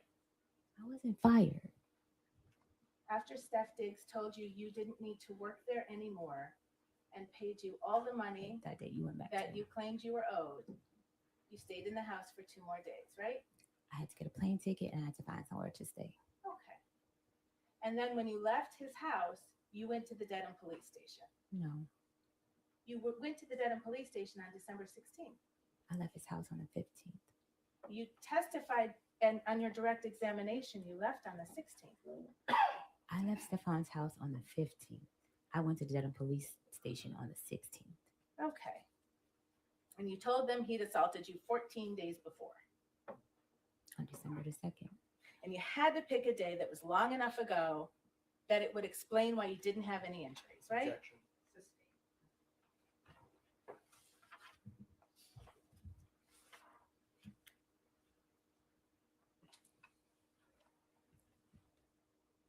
Part of the lesson you were going to teach Steph was to make a false police report. Is that true? Objection. Well, I'll ask a different question. Your report that you made, it's missing a lot of detail. Would you agree? Yes. I was afraid to tell the relationship between me and Stefon Diggs. It's missing more than that. No, Right. it's not. In your opinion, it isn't. Okay. It's missing more of the text that was shared in the morning. Okay. It would have exposed a lot of things, and I still was trying to protect him and myself. You actually recanted your own statements, didn't you? No. I can't. So you know the criminal complaint in this case issued on December 29th.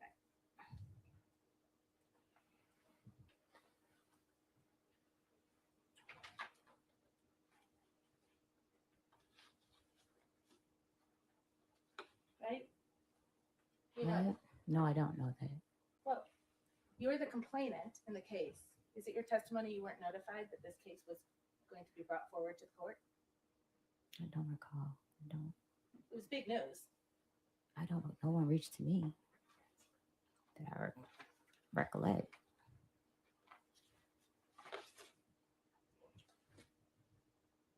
You reached out to Steph's girlfriend at the time after this complaint was made public, right? Because in the police report, I had not listened to the voice note. I just read the voice note. I was afraid she knew. I was afraid.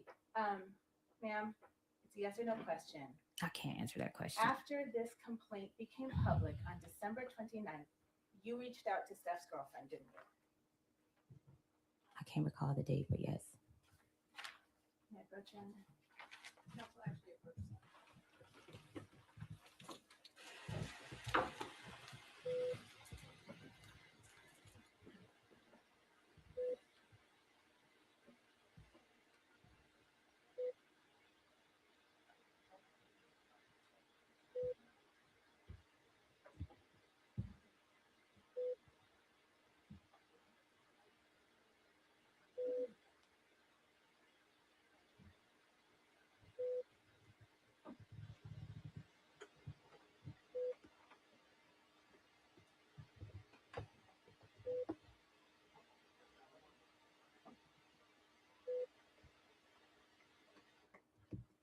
All right, jurors, we are going to be recessing for the day.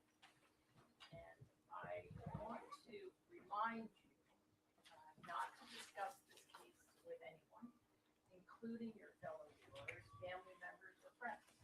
And also, you're not to allow anyone to discuss this case with you or in your presence. I'm going to ask you not to stop in the public areas of the courthouse, so leave the courthouse directly, and then tomorrow morning return directly to the jury room. All right? And again, you must not read, watch, or listen to any news accounts or media reports about this case, and you must not conduct any independent investigation of any kind, including on the internet or otherwise. So please keep an open mind. Do not form or express any opinions about this case until it is submitted to you for your deliberation. We will resume tomorrow and ask you to be in the jury room by 8:45. All right? With all of that caution, have a nice night, and thank you for your attention. All rise, jurors can step down this way, please.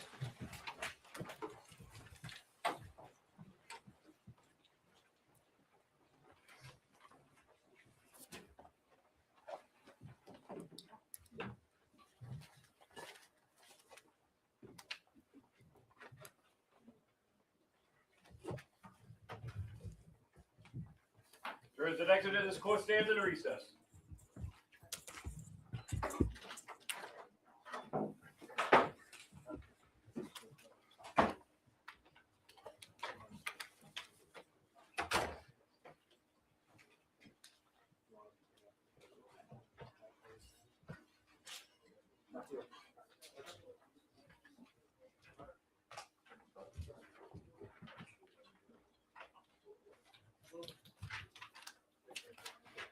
You want to see if anybody wants the last card, Johnny? Yeah, I will. Yep. We'll do that. And then I guess bring the audio out. I'll bring They're coming out.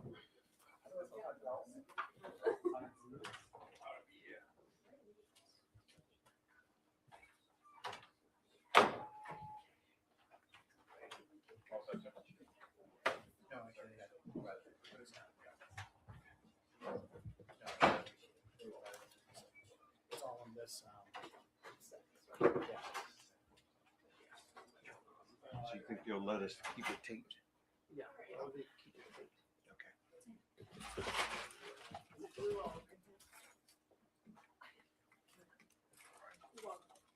So, See if any, I don't know if they want it. NBC This is from Boston. 3:30 on. okay, yeah.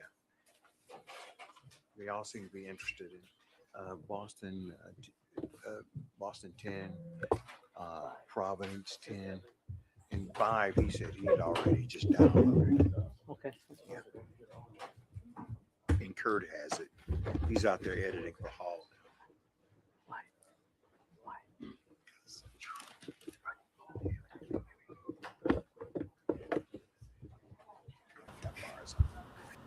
Hot mic moment. Hot mic. I love it when they do that shit. Hot mic, you dummies. You guys are dumb. Okay, I'll catch the rest when I get back from pool. Thanks for covering this. Please cover it all. Yes, I am. I'm about to cool off at the pool. God, all you people in the pools. You people are all cool. You're going to the pool. It's too cold to go to a pool, and I don't even have a pool to go to.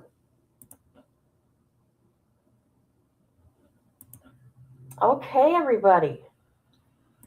So there's that. This is interesting.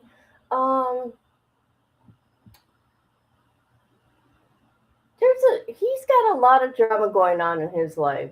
You know what? He's got a lot of shit going on. He causes a lot of his own misery going on. Okay?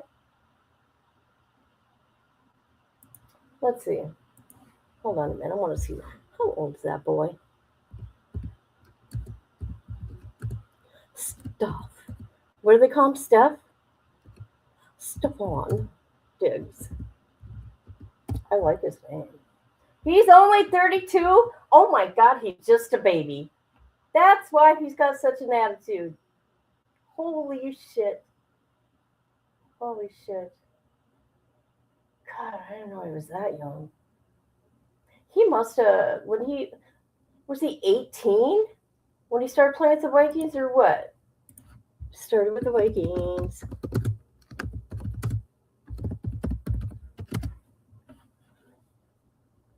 So he started with the Vikings. Hold on.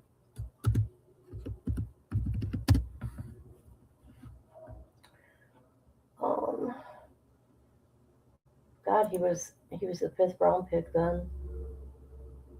So he started with them 2015? 2015. There you go. Boy. So he was, I was thinking he was 21. Well, anyways. Oh, okay. Okay.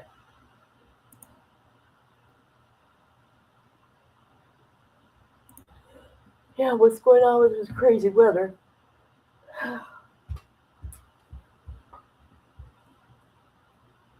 All right, everybody. Yes, I will be covering this case. And I'm telling you, we're not going to start early in the morning. No.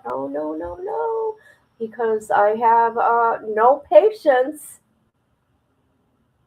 for breaks. Okay? So we're going to start a little bit late. Let's see. Massachusetts is Eastern time. And they're starting at what? 9 a.m., which would be 8 a.m. my time. So whatever.